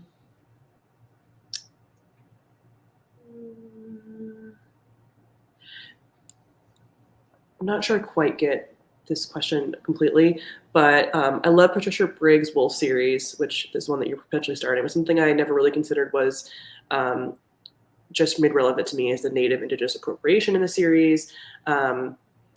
Question with regards to that is, are there any series that don't tend to follow that writing structure that you know of? As far as appropriating cultures that aren't theirs is what I'm guessing the question is. Yeah. So again, you're going to want to probably go a little bit more for own voices / classic stuff that like kind of can't be, like vampires cannot really be like appropriated because they're like in every single culture. But like Rebecca Roanhorse with the Sixth World series, she is indigenous, so any of the influence there is going to be like it's from her culture. Legendborn again brings in some like root work stuff, and that is again an African American diaspora kind of magic system. So some of those, my chair just decided to like fuck up. Some of those are going to be easier, and then again, if you're going for like a white European descent person writing white European descent mythology, you're going to be fine.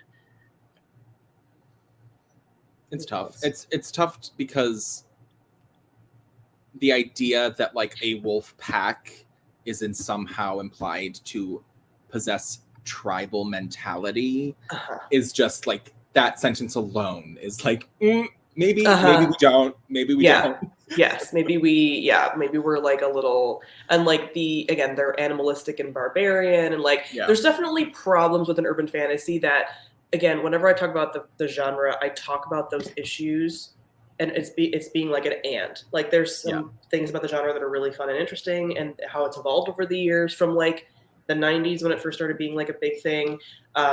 And there's also issues, like we said, with all of like the SA being like very prevalent, and the use of mythologies that might not be yours, and things like that. So, question about any Norse mythology recommendations. For urban fantasy, I do not have any, but there are definitely some like just normal epic fantasies. Someone mentioned John Gwynn's Bloodsworn trilogy is more recent, and like The Witch's Heart by Genevieve Gornichek, I think is how you pronounce her name, is another one, but that's direct mythology retelling. I don't see a lot of Norse. That would be fun.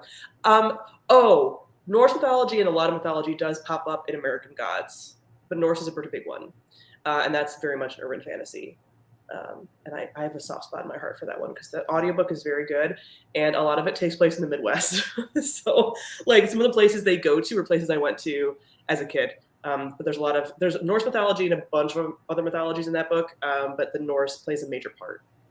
So. Norse mythology is interesting because there are like one-to-one iterations of gods that appear in like Greek and Roman mythology too. So it's kind of fun to see where it can divert and spin and like all the origins and everything. Mm-hmm. Totally. Any non-European mythology recs for urban fantasy or in general? We talked about The Master and the Djinn. Mm-hmm. Which that book specifically is also like a critique of colonialism. So like if you want to go in. Yeah. Yes. Yes. And if we're talking about like, again, sort of some colonialism talk a little bit is like the Jade City, Greenbone Saga, Fonda Lee stuff, which is not quite modern urban fantasy, but a little bit historical. And like, again, it's not our world necessarily, but it's very much inspired by Asia and gangster sort of society. Like I'm trying to do again more like urban fantasy. I mean, Eastern. When you say European, I'm assuming you're meaning Western European. Eastern European is like The Wolf and the Woodsman and the Winter Night trilogy, and some of those are very like that is kind of European mythology that is very non-Western. Which I really like because I just think it's weird. The Witcher books, I can't speak to those. I've never read them, but that kind of vibe. Even like yes, it's Western, but like the Iron Druid, if we're going like more ancient Celtic, that's going to pop up. Yeah, those are the big ones. And there's definitely, we mentioned earlier that there's probably ones being written in other countries that we're just not aware of, which is unfortunate. Would Percy Jackson be considered urban fantasy? Probably. Technically, yes. Yeah. Mm-hmm. Because otherwise it's a real world scenario. Yeah.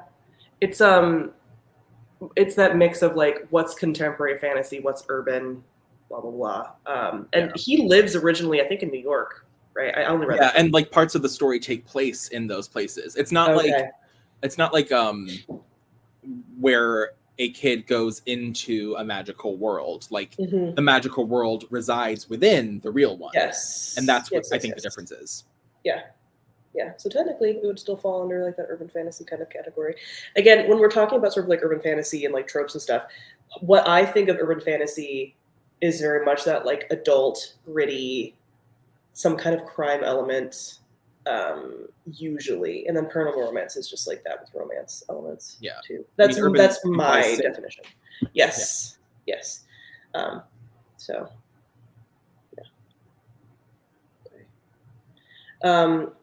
Chris was saying I'm just particularly sick of Greek and Roman mythology, which is fair. But more recently, we're seeing way more. Again, Eastern European is having like a huge boom in the last handful of years, and just other. I mean, even with Rick Riordan's line of publishing, he's definitely taking a lot of authors and getting their stories and different mythologies within the Rick Riordan Presents line, which is helpful because we're seeing way more than we used to see. So, getting so many good recommendations out of this chat. That's so exciting. Yay! We love it. Okay. Should we do another sprint, and how long should it be? We can do another 10-minute, or we can go do longer. 10 felt a little short. Yeah. We'll do like a 20 and do like the down. Kitty. Let's do crack open Diet Coke number 2. This is my life. Yeah. Now let's see if I have to like screen share. I don't want to share my entire screen. don't love that. Show me just. I just want to share this one. I have never done a screen share on StreamYard before. Well, you guys are going to see my 8 million tabs, so that's fine. We'll just vibe with that. Oh no, it'll do Chrome tab. Thank God. Okay. All right. We have a 20-minute, and we have a kitty. Isn't it so cute? Oh, so cute. Okay. Let's get our music going, and then we'll see you guys in 20 minutes.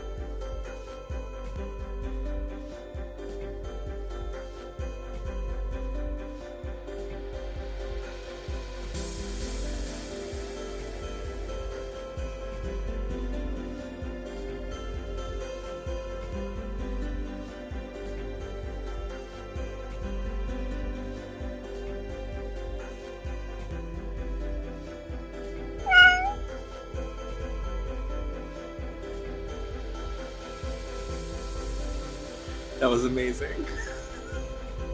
I didn't know it meowed when it was done. It's a Pomodoro timer. So like it will do like the meow apparently, and then like give you a little 5-minute break or whatever. So that was very cute. How's Crescent City going? Allow me to complain. I mean, so it's just, I think that Sarah Jane does a lot better with first person than third. Mm-hmm. And something that is quickly becoming a pet peeve of mine that I never knew was previously a pet peeve of mine is when a narrator, a third person omniscient narrator, changes the way that they refer to characters. And I think it's supposed to be intentional that like when we get a line from Hunt refers to Bryce as Quinlan. Mm-hmm. But then the narration refers to her as Quinlan, and then immediately after refers to her as Bryce. And it is structured as if there are two different characters, but I think it's literally just Sarah Jane being like, oh, I've said Bryce too many times, let me change it up and use her last name. And that's just not how writing works, because when you write a book, if you have used something too many times, that means it needs to be edited. Yeah. But for her, it's like, no, let me change it up. Well, yeah, just, you know, she does not have or use an editor, as we know. You know, I mean, I wish, I just want to talk to her editor a little bit and be like, so are you not allowed to do your job? Like, what exactly goes on? But yeah, her, that stuff. There's also some editing that needed to happen in my book, like literally. They're like, so they're trying to find someone that's gone missing. Right. And they're like, they're going to interview different people, but we're getting like all of the in-betweens between the interview. Like the pride cats eat a lot because they're cats, right? So they have to go to the grocery store, and we're describing like what's being picked out. And I'm like, I literally don't need to know any of this. Like she's taking a drink of soda and she's like talking about how like she picks up the soda, she pops the top. I don't need that. So like that's happening. Although now we're getting some like, because it's 4 books into the series, we're getting characters and situations we've heard about before being like sort of brought back in to like this dynamic, which is slightly interesting. So it's still like, it hooks me a little bit, but I'm still like, this writing quality is kind of poor. And I would like you to just like cut it down a little bit. So yeah, we'll see. I think that sometimes writers forget that world building and detail can be harmonious with themes and ideas. They don't have to be for the sake of showing that you live in a reality where there's soda. Is there like, what is the beverage in question? Is it like caffeine free? Like even a detail like that would speak more to a character's mindset than just like. Right. Literally. Yes. You know. Like it makes me think of like in TV shows and movies, how they don't have the characters say goodbye on the phone because it's just unnecessary filler. They just hang up. It's this kind of thing where it's like, why are you giving me all this information? Also, Tally is definitely barking at me to take WALK soon. So we might only have time for one more sprint. That's okay. Very upset. But as I was reading this, because I was thinking about like this couple that I'm reading about, sort of like they're together but not. And I wish there was this like more of this love triangle. Who are your favorite urban fantasy couples? Oh, I mean, obviously, Micah and Anita. Yes. Because it is the best one in that series. And like, it is. I do, however, especially because of the most recent Raphael book. He's the rat, right? Yeah, I like Raphael a lot. Okay. He's like in the earlier books, but they're not together, obviously. He is. And like their relationship is dubious, but it's kind of interesting. And I like, they have great chemistry. So they're kind of one of my faves. I can literally just answer this question entirely with any characters. But I want you to, because I do want to know which characters, which relationships you like a lot in that series, because I'm going to talk about those too. I mean, like, I love Nathaniel as a character, but I don't like their relationship because she herself points out how codependent he is. Yeah. I also don't like the way that she coddles him. I think there needs to be more trust on either end of that relationship. I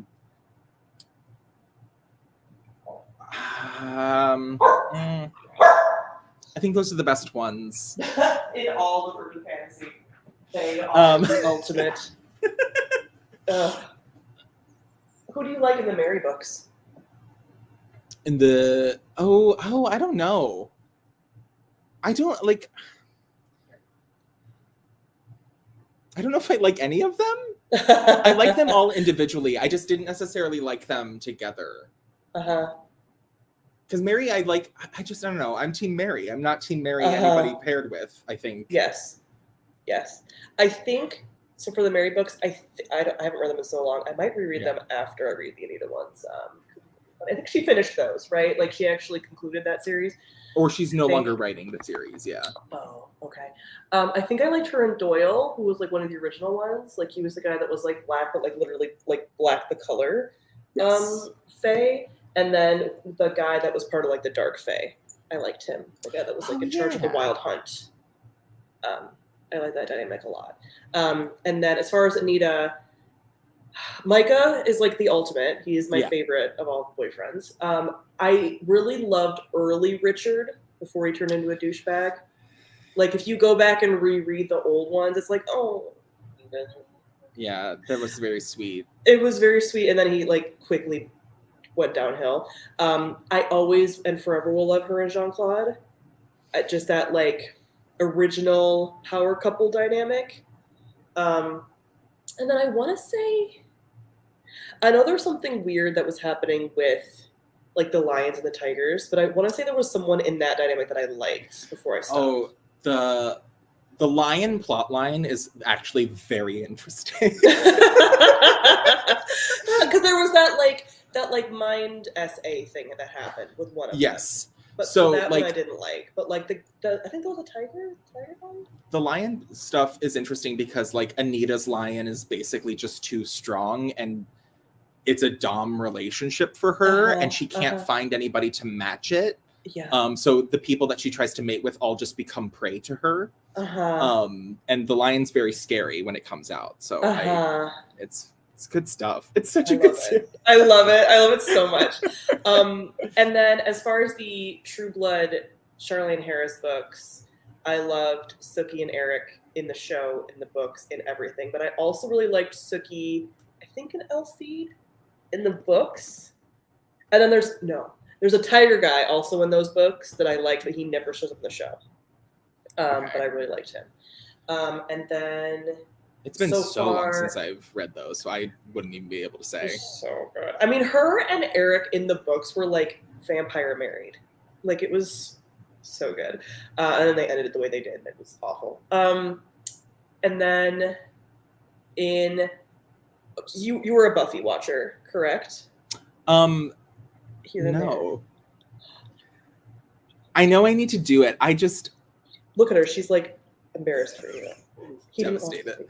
I feel like I have consumed Buffy, given all of the peripheral content that I have consumed. Yes. And so like it's tough for me to want to start it. Yeah. That's fair. Yeah. At one point I loved almost every person that she's with, even Riley in short bits, but Buffy and Angel, Buffy and Spike were two of my favorite ships. Okay, people are mentioning from Sookie Stackhouse, Quinn was the guy from Sookie Stackhouse, and he was very good. Also, I need to reread this series, but if you've read Soulless, like Gail Carriger at all, it's very good. It's a steampunk urban fantasy, and yeah, Alexia and Connell are very good. She's like someone will correct me if I'm wrong, because she's soulless, basically like a supernatural power, she neutralizes people's powers around her. So like werewolves become basically human around her, vampires, whatever. And he, I believe, is an alpha werewolf, I want to say. And he's very like rude. Simon and Meg in the Others series is the slowest burn. I'm talking like K-drama levels of slow burn. And I love them. Because their problems are so trivial, and like the whole like what is our relationship is so funny amidst like world-shattering darkness. So I do have a soft spot for them, especially because like there is that sort of like alpha male protector thing with her, but she really does stand up for herself in a way that does change their relationship. Because whenever they meet, she is so vulnerable. Like she does need to be protected because she will literally wander off and die. Whereas like later in the series, she becomes incredibly powerful on her own. And I like that shift. But it's interesting because they can't like be together because they're too busy building and saving a community. So it's like, I want them to just kiss. Yeah, kiss. I love a slow burn. I need to get to that series again. I want to get the Shifter series off of my list, and then I can do some other stuff. So in Kate Daniels, I think that they're going to be kind of slow burn. So I haven't read past the first one yet, but she's an I don't know what.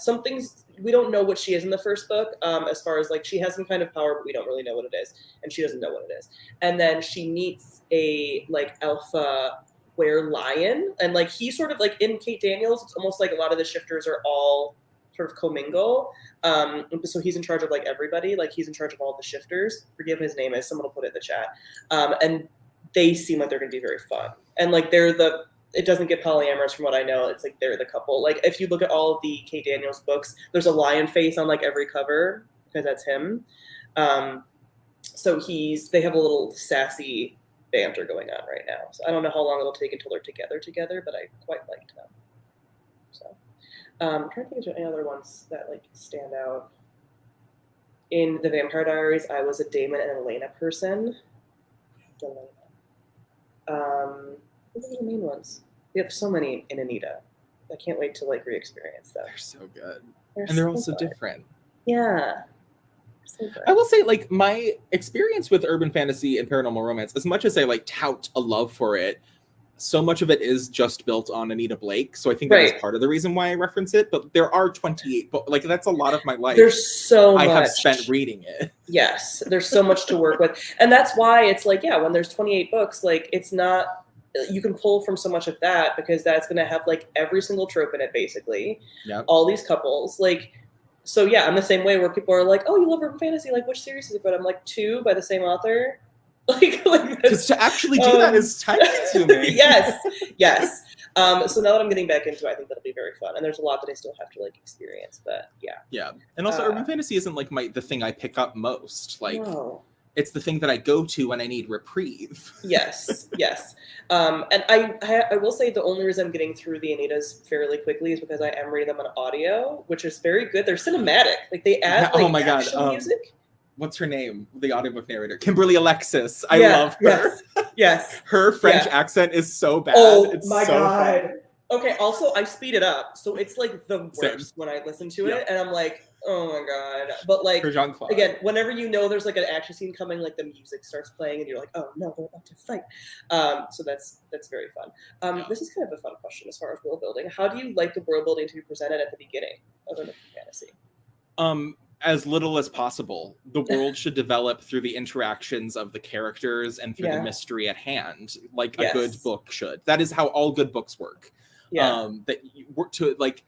I think people think that good world building is elaborate world building, and I disagree. I think good world building is world building that is seamless to what otherwise is your novel. So like that was my complaint about this that we were talking about at the beginning. Like she starts from the world, goes into the mystery, and then does it again. And if it were just chopped off at that like point, it would be such a much more explosive, better, shorter, and more consumable book because it's all still there. Like, I think that authors get excited about their world, and world building is incredibly important, right? Because you don't want to mess it up. But we don't need to know everything. We just need to know how it works with enough like foreshadowing and like implication to make it not feel like you're just like getting an info dump before something occurs, right? Like you know, you need that too, but you know, I like as little as possible in the beginning. I like the reason that I like these sort of procedurals, Monster of the Weeks in urban fantasy series is because of the ability to then explore a certain part of the world building within that mystery. So like, if you have like, again, with the Anita books, if you have something involving the vampires, you're going to get a bunch of vampire backstory. Like it took a while to get a bunch of the shifter lore because it wasn't until they started having like a shifter situation pop up that we would get that. We got stuff with like Fae. So like using that helps to like expand it out. And those books, I love Anita. So like those books work too, because oftentimes the way that world building occurs is a fish out of water. Whereas Anita Blake is the exact opposite. She knows more than everyone else around her. So to get something done, she has to explain it to people who don't get it. Yeah. And it's good for the power dynamic because she has to fight for herself. And that's really interesting.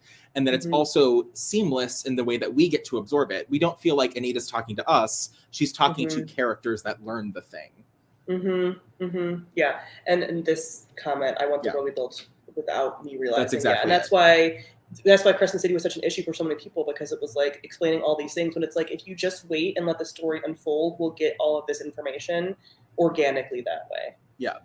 And that's why Anita gets so and that's why Anita gets so complex eventually, is because like there is all this like building up, but you couldn't have done that at the beginning. Yeah. Like you couldn't have done it at the beginning. So yeah. And that's why my favorite urban fantasies are actually the ones that do have so many mythologies and creatures mixed in. Like, give me a world, again, like Anita, like Kate Daniels, even like Crescent City, honestly, that has angels, demons, werewolves, vampires, necromancers, zombies. Like, I want everything to be thrown into this one area. But don't tell me all about them right at the beginning. Like, let us discover that all those things are there, especially if you get, like, a rare beastie pop-up, where they're like, oh my God, a blah, blah, blah is here. Like, those are so rare. You know, like the Naga pop up a lot and like Anita that are like rare-ish. Yeah. Or even like Bloody Bones is one of my favorite of the Anita books, because it's the only introduction of Fae in the world. So we are to understand that this world has Fae in it, but we only get it through one character who's otherwise not present in the series. He just happens to show up. And she does that a few times with different types of witchcraft and different types of shifters. And like, I think like, that's kind of a fun thing that implies a much larger and complex world that you could easily dip into at any time. Yeah. But it does feel seamless because in that particular procedural, Fae happened to be involved. Yes. Yes. This is a very good point about Anita. I could do with Anita thinking less about her Nikes and guns. But I find it, so there's things about Anita because it's so nostalgic to me. Like when she mentions her dumb little mugs, like the dumb little mugs penguins. are like, or like an inside joke that like do not need to be there, but then when you like, because when I returned, I was like, oh, her stupid little mugs and penguins. Like it's always a thing. Like usually she starts the book with like her sassy mug that her boss hates, you know. So it's like a thing. I feel like it's a nod, but like yes, her talking about the clothes she's wearing, because usually when I'm picturing the clothes, I'm like, these clothes are ugly. Like she's always like, I'm wearing like again my Nikes and my blah blah blah. And it's like we don't care, Anita. So I do like hearing about whether or not she's able to conceal the weapon she holds, and like the kind of like, because she's often having to wear sexy outfits, but can she hide a knife up her leg? Like stuff like that's kind of fun to me. The one thing I will say is there is a repeated tick throughout the text. Anytime that she's on the phone, she'll say like, I nodded, realized he couldn't see me, and therefore said yes. Like that happens so many times. And like, I get it. That is a thing that humans do, that I do it all the time, where I think, you know, you nod when you're on the phone and realize that they can't see that, but you don't need to tell me every time. No, literally. It's like, it's the Anita version of like, I released a breath I didn't know I was holding. Like she does it in like every book. It is wild. This is a very interesting question. What do you think about high fantasy readers getting exposed to urban fantasy for the first time with Crescent City, and then being disappointed by the rest of urban fantasy? Now, is it really here that like Crescent City is a good introduction to urban fantasy? Right. My question is also, is it really high fantasy readers or Sarah J. Maas fans? Because like that's different. I think that a high fantasy reader, and this is not complete shade to Sarah J. Maas fans, I read some of the books, whatever. But I think if you're somebody who reads very broadly and reads broadly high fantasy and gets into it through Crescent City and then reads more urban fantasy, I don't think you'll necessarily be disappointed. I think if you're a Sarah J. Maas fan that's only reading Sarah J. Maas, you read Crescent City and like it and want to read more urban fantasy, you might be disappointed because urban fantasy in general is going to be grittier than Crescent City is. Crescent City has some things, but like when people are like, oh my God, I'm like, listen, like, you have no idea how bad it can get, because urban fantasy is technically in the same spectrum as like horror. So there are like horror elements to a lot of urban fantasy that you might not expect if you got into it from Crescent City. But if you were a general high fantasy reader, you might be fine. I also like, what do you mean by high fantasy too? Because are we talking like Tolkien, Martin, and Marion Zimmer Bradley, or are we talking Robin Ha? Because those are two very different things, despite being very similar things. Yeah. And like, I think, or like, I think the current trend of high fantasy is still very accessible to people, whereas like the old-timier ones are a bit like stodgy. And some people, like, I don't imagine somebody who's like one of those like Tolkien's the best writer ever. And mind you, I do love Lord of the Rings. I have a Hobbit tattoo, but like, I can't imagine somebody who loves that and thinks of that as high fantasy reading something like this, and thinking that this is better or more interesting. Right. So yeah, it kind of depends what they're going. But I'm thinking the question is more so like Sarah J. Maas fans being like disappointed potentially by other urban fantasy. Well, it is also interesting because like to get an Autumn King in this series that is different from the Autumn King in ACOTAR is just kind of like a weird thing to experience. Right. Because this is kind of like the melting pot of all paranormal and magical creatures. The rules feel different despite having similar methods. So like there's almost something that's like cheating about this book where like, especially when she talks about Fae, that it's almost like, oh, Fae, you know what those are. I don't have to explain that to you because I did it already.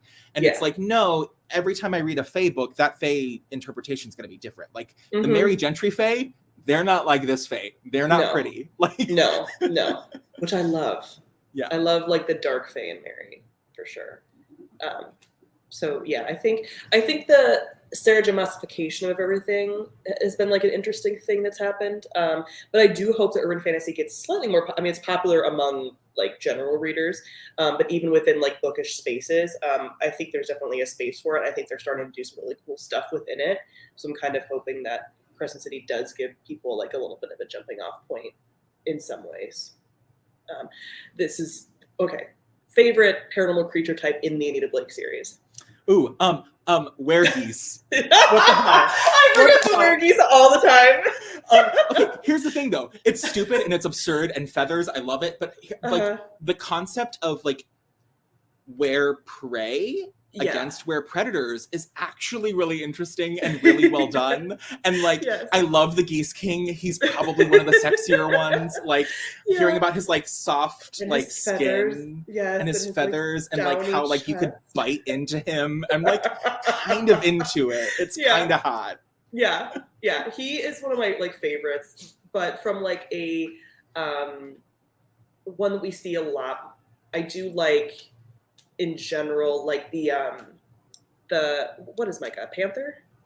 Like Micah, yes. Right. Like his little group of all the shifters I really like. And like just the vampires in Anita, I really like the vampires.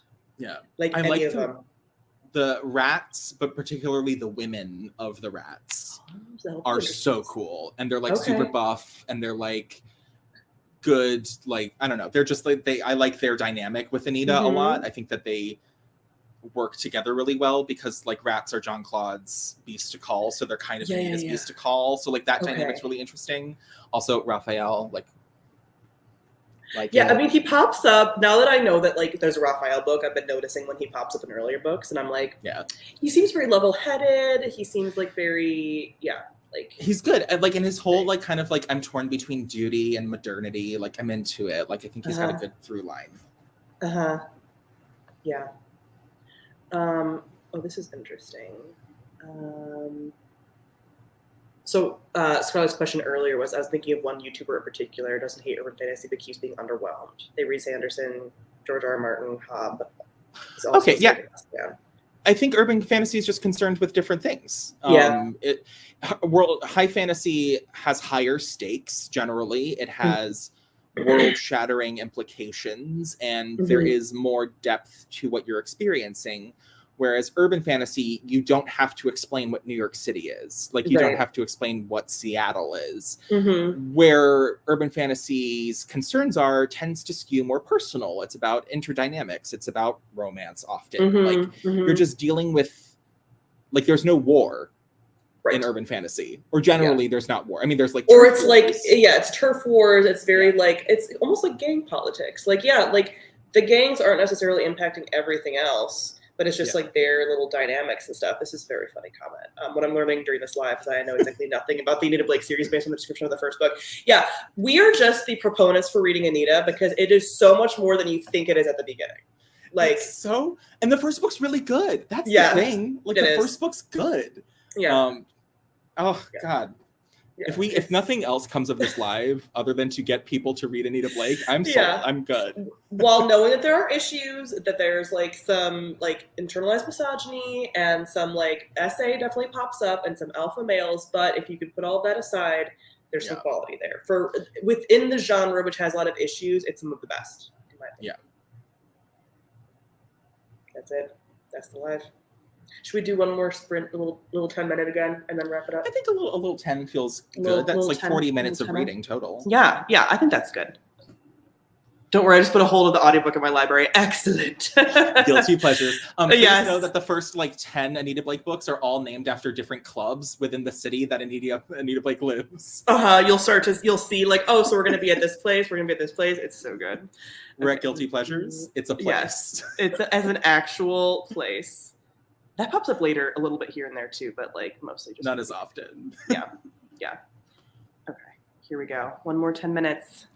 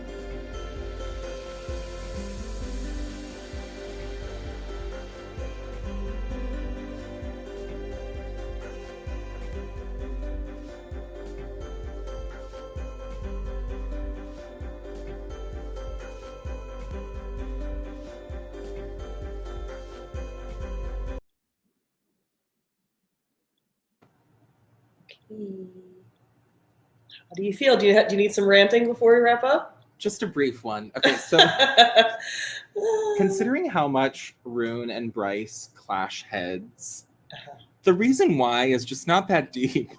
No. How do you feel about Rune? I'm fine with him.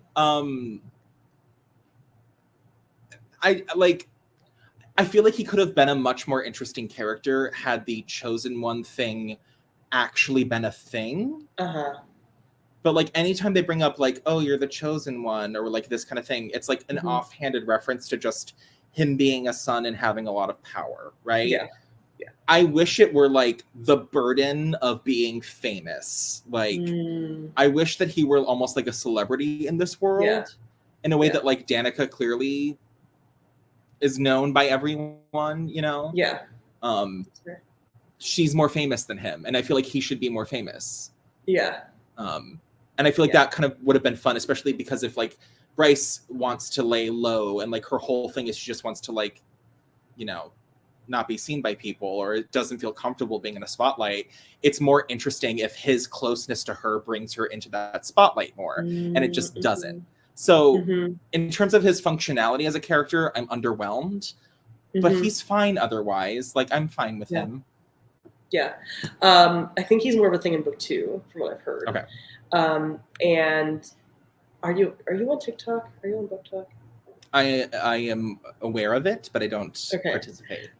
There was a thing apparently with the audiobook where people were doing this like Rune Dannon, Crown Prince of Obarn Fae, and then it was like a thirst trap, and that was going around for a while. And I was very much pulled into it, and now I'm like, I was already kind of obsessed with him, and I'm like extra obsessed with him. He's one of those things where like I never really tend to love Sarah J. Maas's main characters a ton.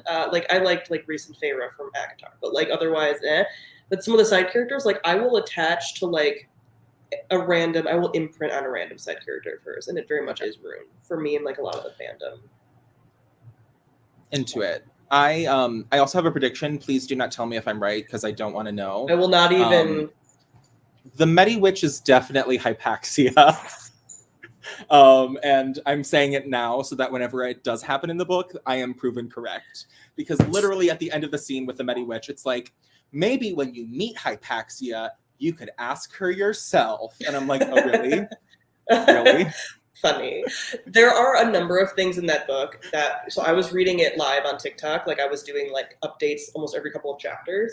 And I would like I would do the same thing as you just did and be like, so just so everyone knows, I think this is going to happen. And then like a few chapters later, I'd be like, and that thing that I said was going to happen just happened, because you just like, no. You just know. Yeah. My book is finally getting to a point where I'm like, semi-intrigued. Like it took a while to get to. It's never police procedural in these. They don't work with the police, but there's like pride dynamics, and they're doing the thing and they're getting the info. Are we still hearing a lot about how one of the main characters' favorite breakfast is French toast? Sure, but we're getting a little bit more information, which is excellent. There is something to be said. There is like an element of urban fantasy that does work like cozy mystery, right? Like. Yeah. There is something like that about like Anita's penguins, you know, there is that sort of like, I don't know. In the Anne Bishop series, they all read books. They like love books. And like, you need to read this because I think you'd be so into it. I'm going to. Exchanging books with like really terrifying creatures, and the terrifying creatures start to really like humanity because of literature. It's so sweet. It's so wholesome. Sweet. Yes. No, I think that one's going to be, so the top of my list is actually the other series and Patricia Briggs, like post getting rid of like some of these. I mean, I'm going to read through Kate Daniels like first because I already started it, but like those are high on the list. So one of those two will be the next one that I start. Honestly, probably the others, because that'll be a little bit different from like Kate Daniels and like Shifter stuff, and then I'll do Patricia Briggs after that. But yeah, I do like that cozy mystery element too, because like, or even again, Anita, the way that like Anita's police procedural stuff always ties back into like the relationship stuff. Like it's always like, oh, she happens to have to go to some place for this police thing, but then something's happening with the other paranormal creatures in that same area. I love it. I love it every time. I don't care that it's hokey or like predictable. I want it to be predictable, which is part of the cozy mystery thing of like it follows a certain pattern, and I'm okay with that pattern. Yeah. Okay, one more complaint about this though. Absolutely. Everyone's famous, and that's something I don't really care for is that like anytime that any character's named, be it Juniper or Fury or Hunt, like every character, everyone knows who the other is talking about. Yeah. And like, what are the other people in this world thinking? Like, isn't this bigger news? Shouldn't this be bigger news? I mean, remember that this is Zootopia fan fiction, basically. I mean, like, so everyone has to be like a big name, but that's always what Sarah J. Maas does. Like, everyone has to be someone in her books. Like, there cannot just be like just some random background character. They have to be like, her boss is like this big sorceress person that's like well known in the underground of art dealing. Like everyone is someone. What part are you up to? Someone asked. What did I just read?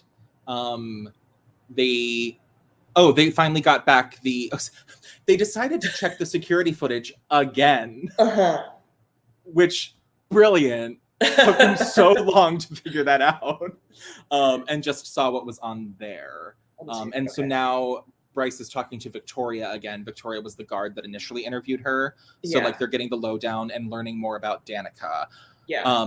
Which I think I'm learning about myself. I don't necessarily care for the genre of like learning things about somebody that you never really knew, like this thing, and that's that series. That's a lot of what this is. Like maybe I didn't know anything about this loved one in my life, and like I don't know if I love that. Yeah, and that's apparently a theme even in book 2. Like it's so much like Danica had secrets, and it's like, listen, I enjoyed Pretty Little Liars when they did it, but like.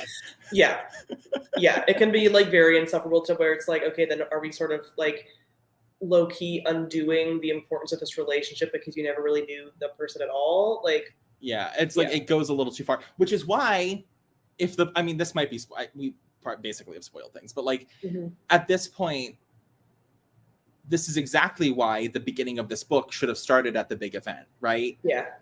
Because having a section of like showing what that relationship initially was kind of devalues these discoveries. Yeah. Whereas if these discoveries were synonymous with us as readers learning about them, then we would get more emotional impact on Bryce's side. Right. And there was also like that element of like, okay, and some people were like, oh my God, I cried in chapter 5 and blah, blah, blah. And it's like, but it's in the synopsis that happens. Yeah. So like, why are we, and like, you don't have enough time to have loved those characters. Like, if anything, yeah, I agree that either should have started there or there should have been even like a book with them in it and they solving die their own thing. in book 2, you know, like, you know, so yeah, it's the choice of where to start that series was very weird. Yeah. There was little jokes about it. So it's not quite Zootopia fan fiction. However, she wrote it while she was watching Zootopia, and you can kind of tell because there are definitely things that are like Zootopia-esque in the story. Because her kid was watching Zootopia a lot. I don't disagree with that. But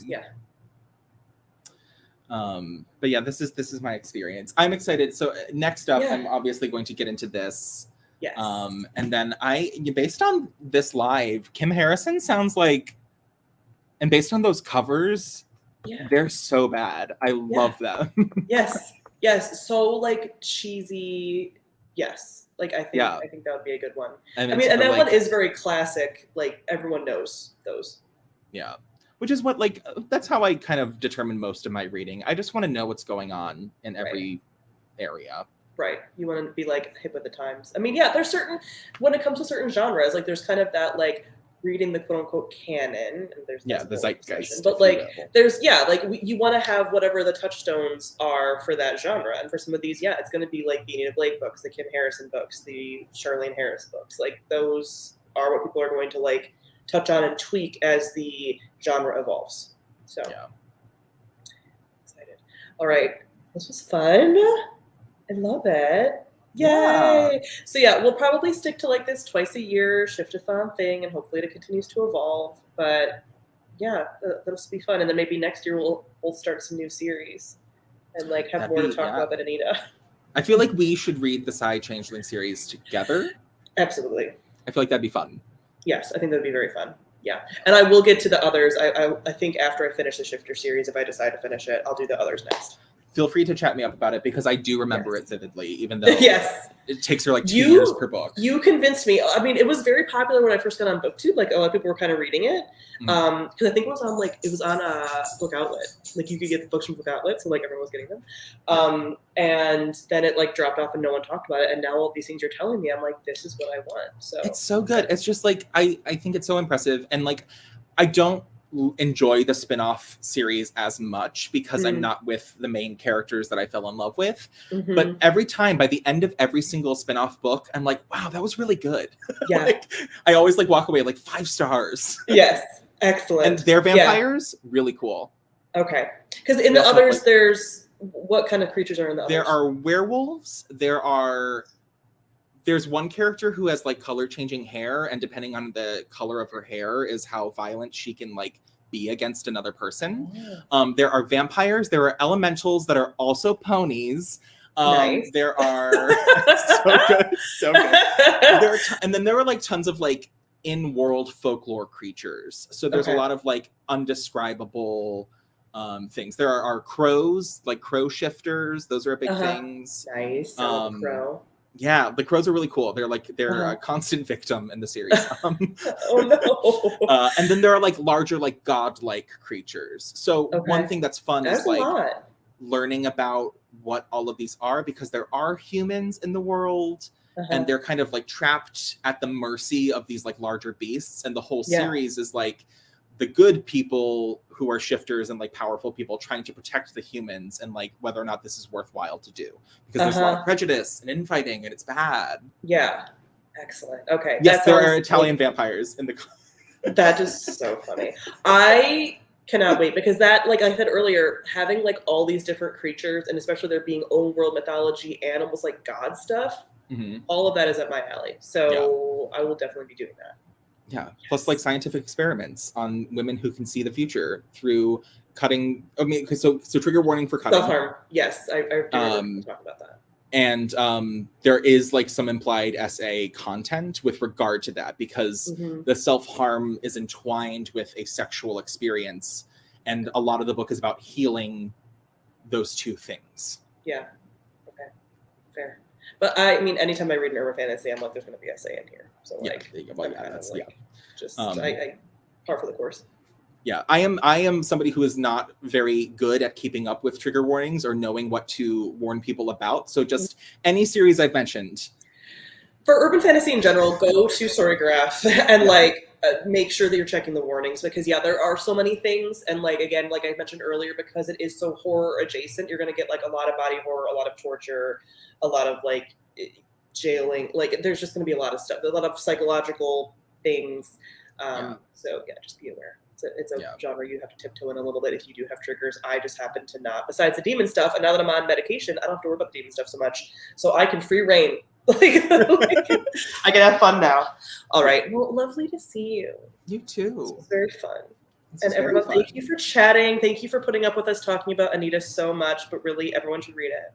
Yeah, really, you're welcome for us talking about Anita. You should. It's really good and campy, but also great and like well written. So just enjoy.